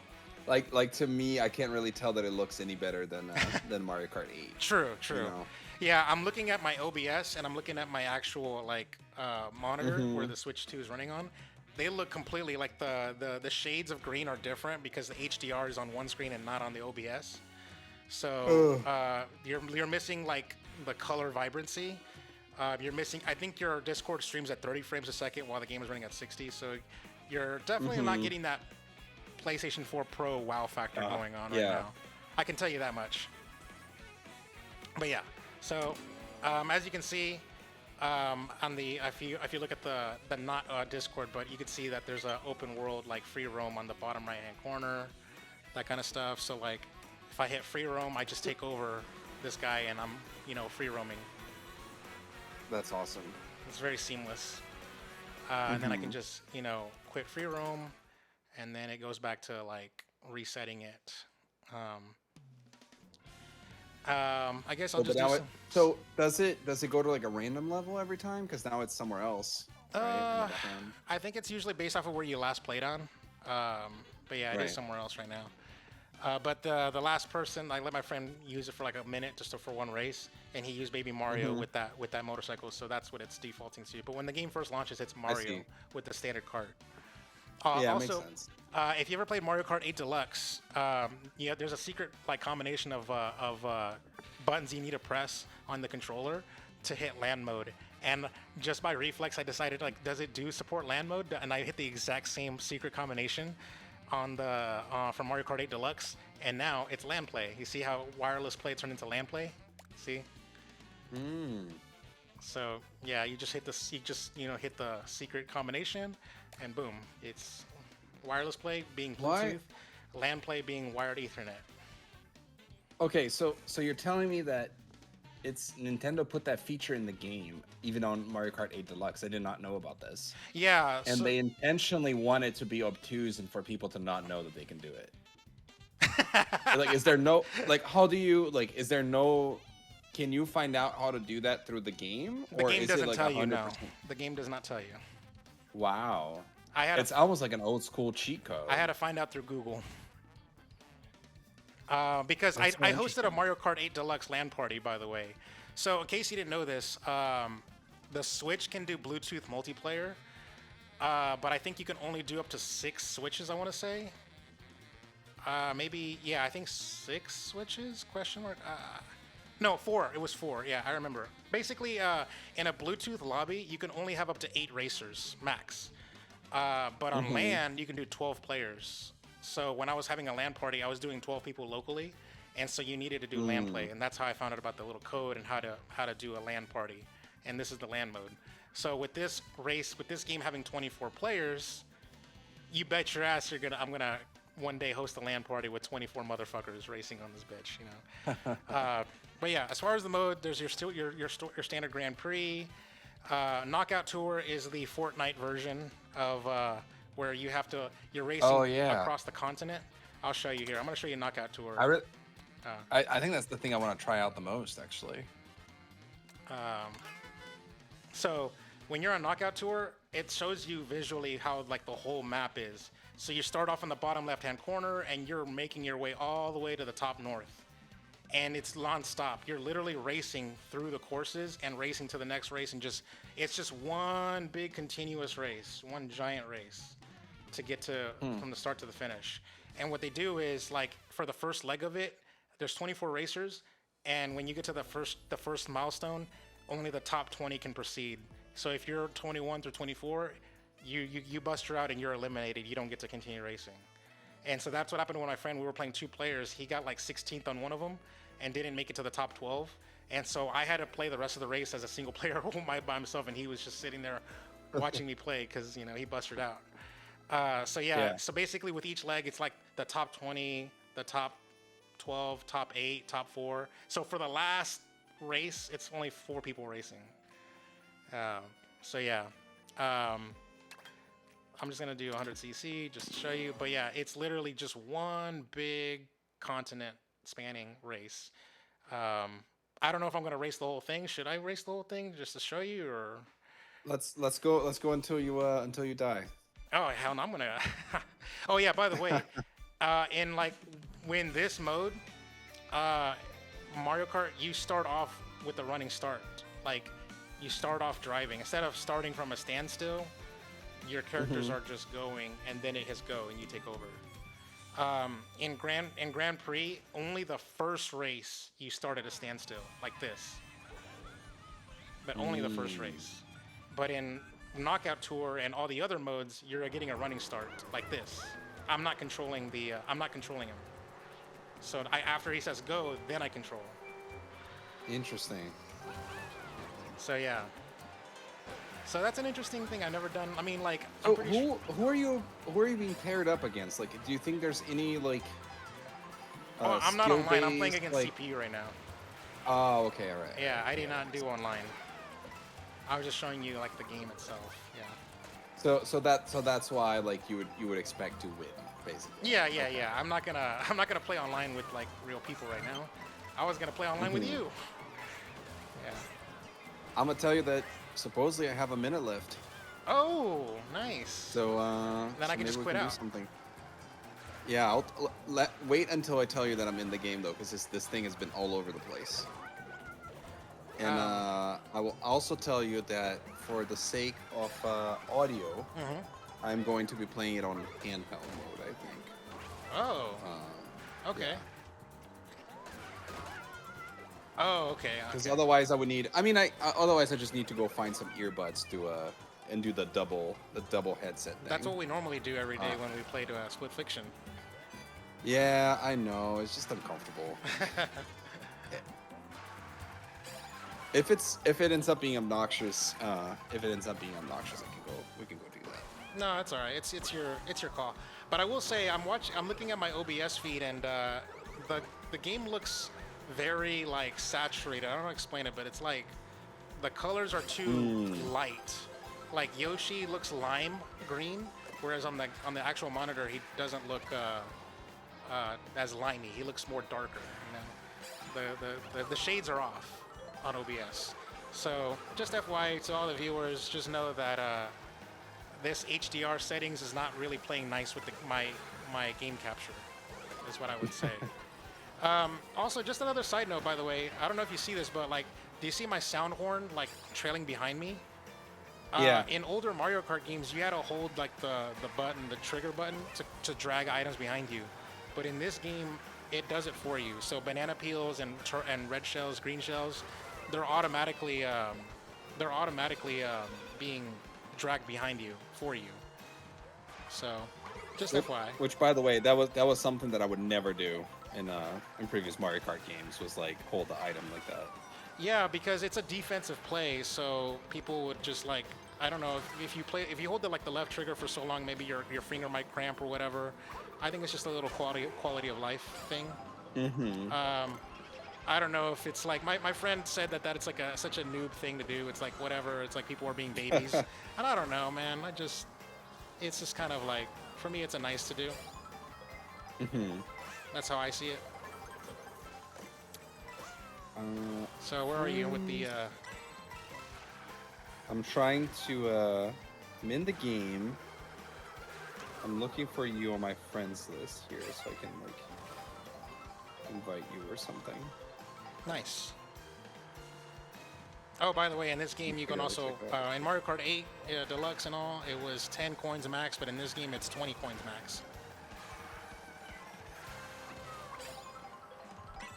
Huh. Oh, are you seeing the game boot up? Are you seeing how Mario looks cool and everything? Yeah. Oh, this looks great.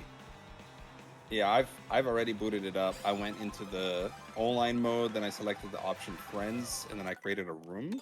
All right, I'm quitting out this game. I assumed that's what I was supposed to do. All right, I'm gonna go and see if I can join your room.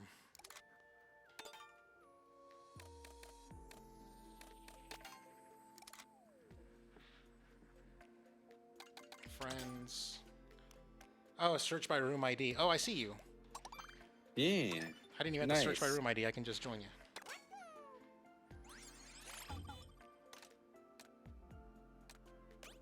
Is my audio coming through in an obnoxious way, or does? Fine. Well, like your gameplay, I can't hear anything. All I can just hear is your mic. So, Oh, are you okay. saying like, are you asking if I can hear your Switch speaker through your mic? No. Yeah. Oh, awesome.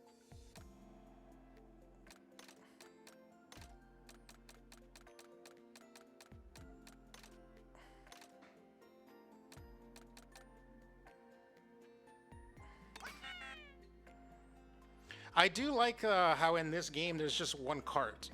It's not like cart, glider, wheels. It's just simply one cart. Also, the game has put me in free roam, by the way, while I'm waiting for you to select the rules. I think we're free roaming in the same world, or I assumed that we were, but It's possible if I could find you. yeah, because I have features to communicate with you. I'm right next to a burger place. It's like Mel's.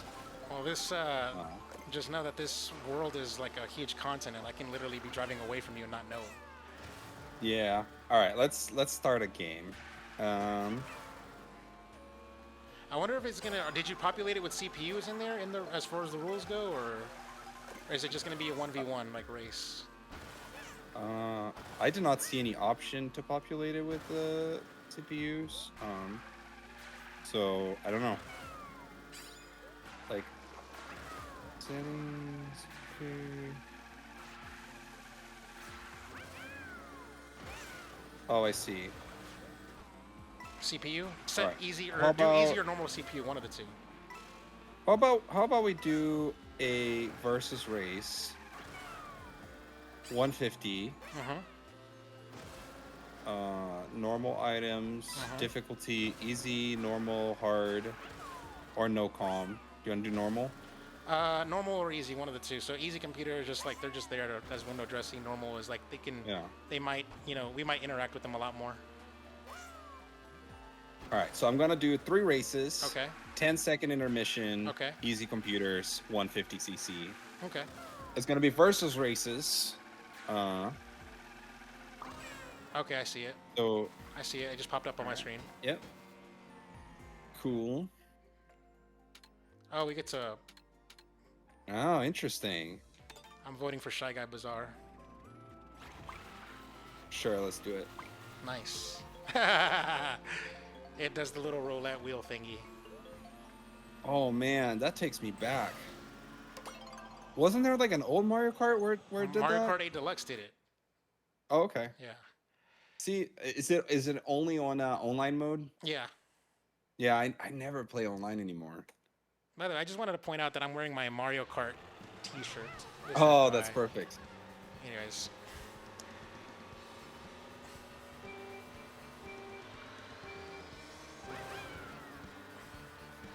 All right, I see ya. I'm right next to you. Oh my god. Oh, you tried to hit me with the banana peel, you bastard. I did.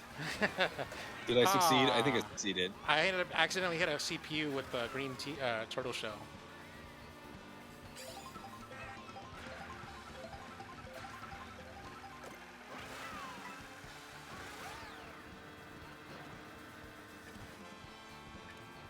Try to bomb you, but I missed.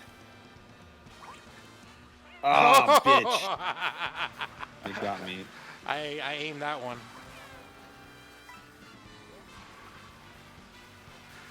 I don't know if you know this, but Shy Guy Bazaar was on the Mario Kart 7 for the 3DS. I do like that they brought back retro tracks and stuff and recreated them within the island or continent that we're in.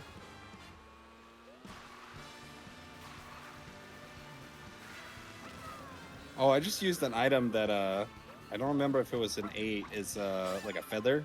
Oh yeah, that was in 7 and Super Mario Kart for the Super Nintendo, the first one. Nice.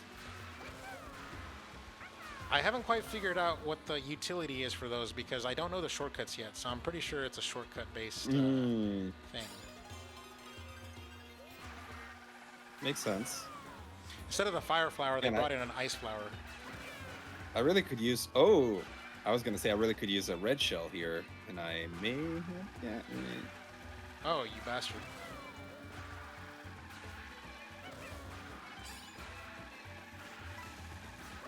I see you.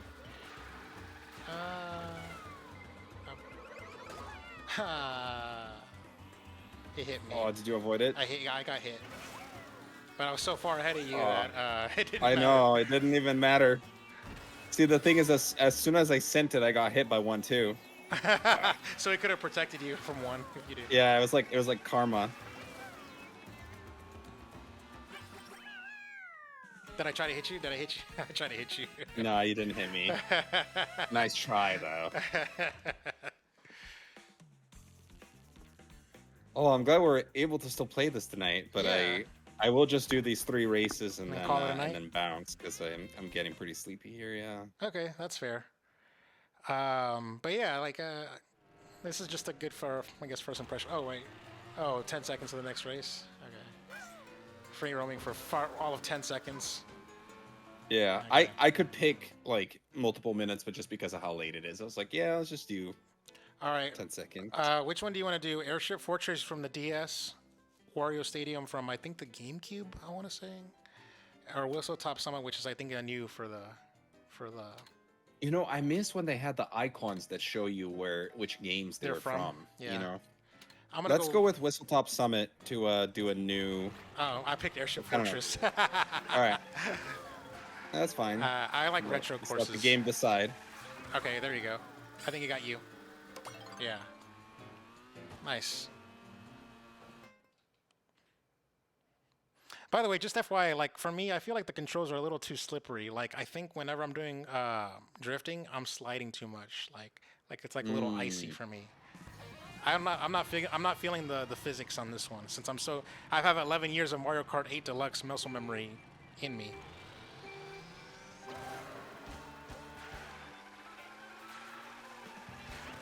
You know, it sort of didn't feel that different to me. It feels a little different, but I don't know.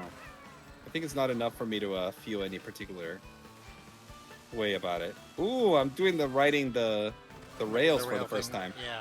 What? I got knocked over. All right, you're gonna beat me hard on this one. I would say the last one I kind of put up a fight, but I was on the railing and then somebody hit me while I was on the railing and I fell off the map. But I'm trying this giant mushroom for the first time. Oh, I remember from this was Wii. an item on From New Mario Super Kart Mario Wii. Brothers. That was also on Mario Kart Wii. Yeah.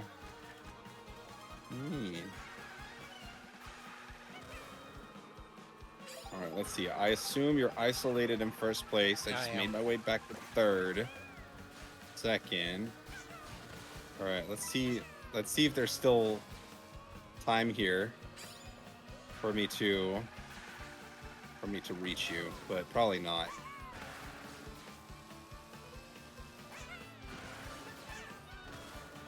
Oh, I'm not sure exactly how to maximize these railing things. Oh my god. Like, are you supposed to be jumping back and forth? A little Is bit. that the idea here? Yeah, but I fucked up. I fell off the map, messing up the railing shortcuts. By the way, I gotta say, I do like the new lightning, like, animation. Oh yeah. And I do like that no matter, like, it used to be this thing where, like, the further you were in first place, the longer it took for you to grow back. But I like how, like, it's standardized and made it so that everyone grows back immediately at the same time. Instead of keeping, like, first place punished and being, you know, short forever. Which actually kind of makes sense because there's 24 racers, so, you know, to get to first place would be forever. Because I don't know if you know this, but it was a staggered thing. So 12th would like immediately get back to big, and then 11th would go after, and 10th, and it would take longer to get to first. But if you do it with 24, the staggering would take a good minute or so. I actually did not know that. Oh, I got a blue shell coming, I think. Nope, it was just green shells. No. Yeah, I threw the 3 green shells at you, hoping one would hit you. It literally went around. You know, I me. did manage to like kind of catch up. Like if I had gotten you with one of those green shells, I You could have would've won got- that one. Yeah, you could have won that one. Yeah, Yeah. that's true. How do you feel about the standardization of like 3 tracks instead of 4? I think it's 4 tracks. I think, isn't it? Because like I did 4 tracks It, on Grand Prix on single player with my friend earlier today. okay. It the maybe it's just the versus race settings then. Well, I It, think you it picked. I defaulted. think you picked 3. Like you can change. You can change the No, no, number. no, no. I know, but my point was that that was the default. Oh. Oh, because So the default's because 4 on Mario Kart 8. Yeah, you're right. yes, yes. Well, the fact that the default was 3, I assumed that that there was a meaning to that in the game, like because I haven't played Grand Prix yet. I assumed that the Grand Prix would also be 3. Choco Mountains from the 64. Koopa Troopa Beach is from Wii, and DK Spaceports Neo.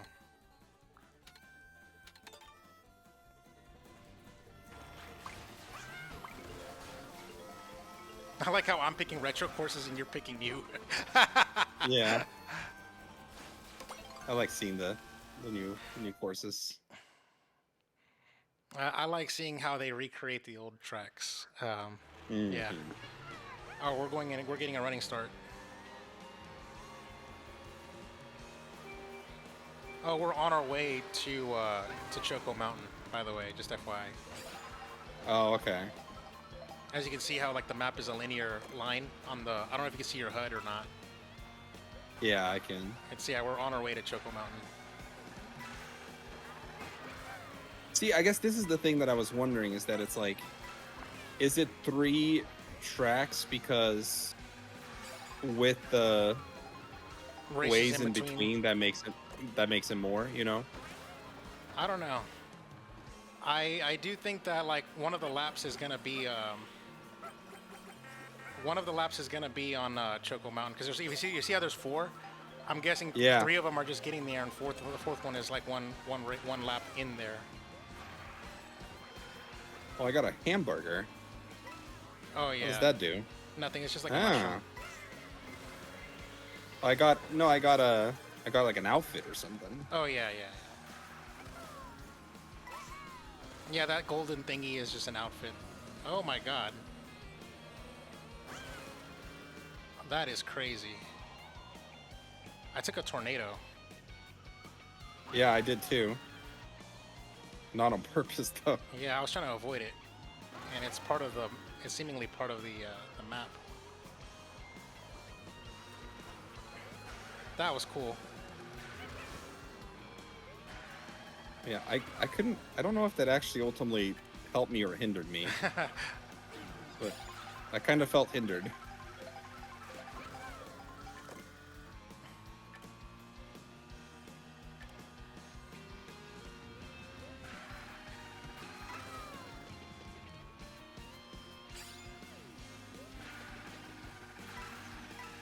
Do you feel like the game is doing a good job of like making the map feel like, as we slowly transition to like different biomes or locales, that you know what I mean? Like the game feels like it's, you know, like going from like desert to snow seamlessly. Like it feels natural.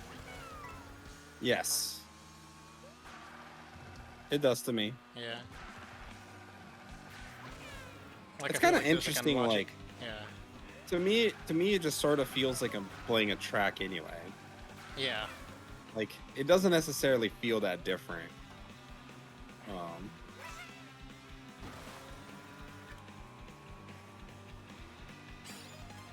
Okay, now this is a lap. Yeah, it's one lap. Okay, yeah, I just got to the part where it just switched over to a lap. Okay, I see. Me too. I see you in my HUD now. Yeah. And then all the others are joining. pretty behind. Yeah.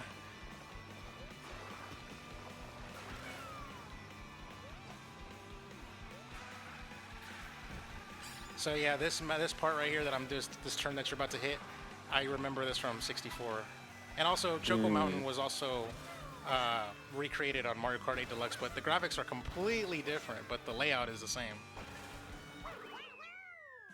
Here we go. And I see you getting second, like a distant second over everyone else, by the way. I know. Yeah. At I got least- second on all the races, but yeah, it was a distant second. No, one of them was a close second. The first one was. Yeah. I will say the rubber banding isn't as bad. Like you got a distant second. Like normally with rubber banding, everyone would be like catching up to you. So that's good. Yeah, that's true. Ever Yeah, I since wonder we if they're going. ever since we started playing the actual game, by the way, and not talking, we had a Twitch viewer join and watching us. Nice. Who would have thought playing a game would actually make people want to tune in? I know. That's all we needed all along. So So is this what you were talking about? Are we doing our victory lap now? Or no, wait, we're back to the. we're back to the, Oh, I see. We're back to open world. open world, yeah. But yeah, that was it. The 3 races and stuff, and I was gonna say yeah, I'm gonna blame you, Dan, for our lack of viewership. It's all on you. It's all your fault. Sure, I'll take the fall. I'll take the fall. So yeah, so you got your. We're on. By the way, I'm on Choco Mountain. By the way, we're free roaming. Me too. Oh, I see you. I see you. I wonder if we can find each other. I see you. I'm going towards you right now. Ah. Wait. I think I'm above you. Wait a second.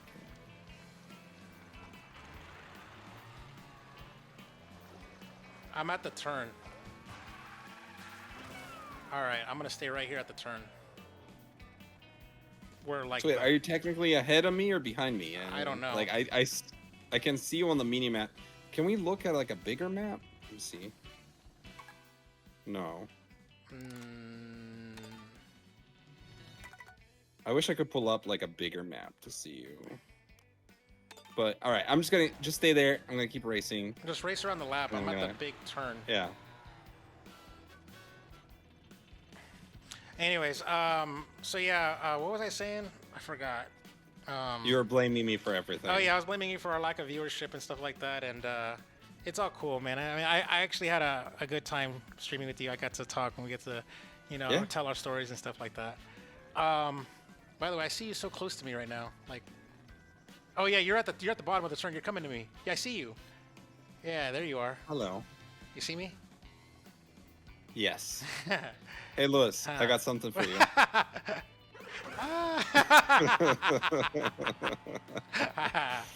Oh, damn it. Ah, bitch, I fell down. You fell down? I fell down. Yeah, I'm coming back up. But yeah, what was I saying? So I just wanted to ask you about your first impressions for Mario Kart World. Like, what do you think so far? It's Mario Kart. Like, it's good. I really like the way that they're like innovating on things and trying different things. I really like this idea of like this free roam mode. Are you like the fact that Go ahead. like it feels like a Mario Kart for like the modern generation, like a Mario Kart for the Fortnite era of kids who just like get on a lobby together and just start fucking around. You know what I mean? Like the fact that we could do that, and the fact that that's coming from Nintendo, who's usually so behind with like online stuff, that we can get into this room together and then just do whatever. Multiple races, just free roam, take photos, whatever. Like, I think that's really cool. As far as the actual mechanics of the game, I don't have a lot of thoughts yet. Like, it feels like they're bringing a lot of stuff back, like a lot of old power-ups and stuff. Also, are you happy yet? With what? Oh, because I'm like getting you. Hold on, wait. I want to just stay still. Stay still. I want to try something on you. Okay. All right. All right, hold on. I got this. I want to try something. I wanted to do the Tokyo Drift. You know about Tokyo Drift? How they were like doing donuts around one car, like skirt. Yes. I was trying to Tokyo Drift on you. I don't think that works in Mario Kart. No, I can't. I can't do the sharp turns, so I'm trying to Tokyo Drift around a car. Like, try doing it around me. I'm gonna stand right here in the center, and then you. I got swallowed up in the oil. Oh, Hold on. dang it. All right, I'm going. There's a truck. Hold on. We gotta get out of the way of this. Yeah. All right. Where are you? Right here behind the truck. All right. I see you. Nope. Yeah. I cannot turn fast enough either. Yeah, same. But yeah, I wanted to do the Tokyo Drift. Oh man. But anyways. All right, let's call it. So yeah, no, just Yeah, I think so far this game is at least an 8 out of 10 solid for sure. Bare Yeah. minimum. Um, It's funny though, like I wanted to ask you specifically, like compared to like Forza Motors, Sport or Horizon, whichever one that was open world, you played it. So I wanted you. I did play it. Is this like Mario Kart, Forza Horizon? It's kind of. I guess it's like maybe a little too early for me to tell because I haven't really experienced the roaming the open world or other than with you. But with Forza Horizon, the way it works is that like you exist in this world, and if you want to do a race, like you go to the race location in the world and then you trigger it, right? So like, can you do that in this game? Like when you're free roaming, can you go like to a track and then be like, I don't know. In some way, it's almost like more. It's almost like, as far as I can tell, Mario Kart World is more seamless because there's no, like, I assume there's no step of like starting the race, right? Like right now, like we're just. What am I trying to say? Like Forza Horizon is very specifically like it almost feels more like a hub world, right? Like you're racing around the world and then there's locations where there's tracks. You don't just go into the track. You get to the location and then a little UI pops up and it's like, "Hey, there's a race here. Do you want to do it?" And then you Oh. press like yes and then you start the race there, right? Whereas over here, So it's there's not. kind of It's this just it's one seamless. Yeah, like yeah. yeah, like the way that the open world tracks like blend into the racetracks, it's like this more seamless transition. But then I don't know exactly how the transitions work when you're in game. Um, I mean, I like played I actually played it playing the earlier, free roam like mode. off stream, but Hmm. like it like as you're basically racing through it, and you basically do one lap or essentially, and then keep Hmm. going, and then do one lap, and then keep going. Like it's just one big continuous like you know you're Hmm. like sort of swinging by, going through Moo Moo Meadows, and you're off to Bowser's Castle next. That kind of stuff. Yeah. I like it. I think it's cool. Um, yeah. Hmm. What else? I should end this game chat. Leave chat too. There we go. Oh yeah. There we go. Ah, Um, the game chat functionality is interesting. I feel like I I don't think the average person is gonna use it. I think it's gonna be sort of like a niche product. I think about how like Nintendo did things like Miiverse with the Wii U and stuff like that and the Google Street View app. mhm. And like I mean not a lot of people had the Wii U anyway, but there were features like that that they discontinued. Miiverse lasted a while, but there were other features. Nintendo TV on the Wii U is a good example of this. It was a pretty neat feature of the console that they discontinued a few years in, um, before the console was even dead yet. Because I don't think even the people that used it, I don't think a lot of people used it. No. So what I wonder with Game Chat is like, is it going to be a popular feature or is it going to become one of those? Yeah. I hope it's gonna stick. I mean, Game Chat, Nintendo, like Nintendo Game Chat. Actually, the name of the IGN's podcast, Nintendo Game I Chat know. has the ability to like sort of. It feels like Xbox Live Party Chat. Like you can create a party, you Hmm. can do the share your gameplay, share your webcam. Like I think for me, it's like built-in Discord, and I think it has the potential to be like Hmm. viable. Like instead of having to like use your cell phone and have it use a voice chat app or whatever, which is kind of dumb if you think about it, because if it's like you're doing a voice chat app you could just call people and just what I I mean, like know. actually Yeah, that's call them true. or get on Discord on the phone. Yeah. Yeah. So Yeah, it's kind of interesting. I remember when the Wii U came out and got some flack for not having voice chat, and that it was something that like I remember Reggie talking about. Or no, it wasn't even the Wii U. It was the Switch. It was the Switch where he had this thing where he'd be like, oh, because they had like a phone. hmm It was like a phone app. phone integration of hmm some kind, right? And he's like, well, I think it would be more convenient for people to just do it on their phones as opposed to having to carry around a headset or something like that, because of the portable nature of the console. And everybody was just like, "Shut up, Reggie. Give us voice chat." I never commented on our like impressions, but like the actual Switch 2 Pro Oh controller, it's got a yeah, headphone jack now. nice. So Is that the only difference? Like, it's is got the everything else it's got basically the the same? the game chat button, the C button, Mm-hmm. and it's got Nice. paddle buttons to map. You can map GL Ah, and GR to anything. interesting. So paddles are now Cool. the future. Yeah, the hot new thing, The the hot, evolution of controllers, right? yeah, back paddles.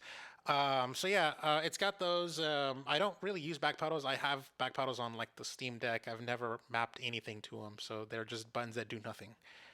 Even right now, I don't see myself like mapping like a trigger button to the back paddle or anything like that. So I just use the trigger button, you know. So um, otherwise, I do think that the tension and everything feels nice. The D-pad feels demonstrably nicer than the D-pad from the Hmm. Switch Pro controller, the Switch One Pro controller. So yeah, this is an upgrade. I do. I also think that the finish, the feel, the texture is like really nice. Like better. Like I don't know Nice. how I thought the Switch One Pro controller had a nice feel and touch and feel, but this one's even nicer. I don't even know how it's possible, but they did. Nintendo managed to make a matte finish that feels nice to the touch. Um, You just reminded me another thing that I wanted to comment on is that having the single Joy-Con as a controller like feels this, better. Feels viable. I think it's a lot better than it felt before. I Hmm. think the buttons, I mean, The I don't have Joy-Cons my. analog sticks have way more travel than the regular Switch Joy-Con, so it actually almost feels like you can actually play. I actually played Yeah, online Smash Bros. Smash Ultimate online against real people with Joy-Cons, and I won. So it's like it was it yeah. was good. It's so interesting to like look at them side by side here, but yeah, like the size is like so much different. The button sizes, Hmm. the especially like these guys right here, the like what is it The called? SL and SR. SL and SR. Yeah, like Yeah, like it felt wrong to like it felt like you gotta like really dig in there to like press them yeah, in the Switch One, but now in the Switch Two they're like nice and like a little bit more raised, and they feel like nicer to touch or nicer to press. So I yeah, do like that triggery feeling of it. Yeah. for sure. Cool. All right, Yeah. but that's it. That's I, like we can call yeah. it here. Yeah, I don't think I don't have any other parting words. Do you? No, no, we're good. And Yeah. Louis, I almost wish we could like export out the audio from the stream and then uh, let me put it this way. If you were able to export out the audio of the stream Mm-hmm. and send it to me or upload it to our drive, Uh huh. I think I want to edit it and I want Into to try a to podcast turn this into a Ready Press Play podcast. Yeah, because I feel like there's enough content here. Maybe I'll do a little intro, to like I'll like add in a little let intro, them a little the outro or context something. Yeah. context. Yeah, give the context. Yeah. Okay. Um, and yeah, I probably wouldn't just put the whole thing in there, but just like Because I we have a can lot of clear dead out the air on a parts. lot of times. Yeah, Yeah. I can clear out the dead air, and yeah, kind of want to try that out. Okay. Hey, that's you're unemployed. You got the time. I don't. So I would not have volunteered to do it. But yeah, I can do it for you. I could. That's it's very easy for me to extract audio out of an MP4 and turn it into an MP3 or whatever. So yeah. All right, sounds good. All right. Well, it's been a pleasure.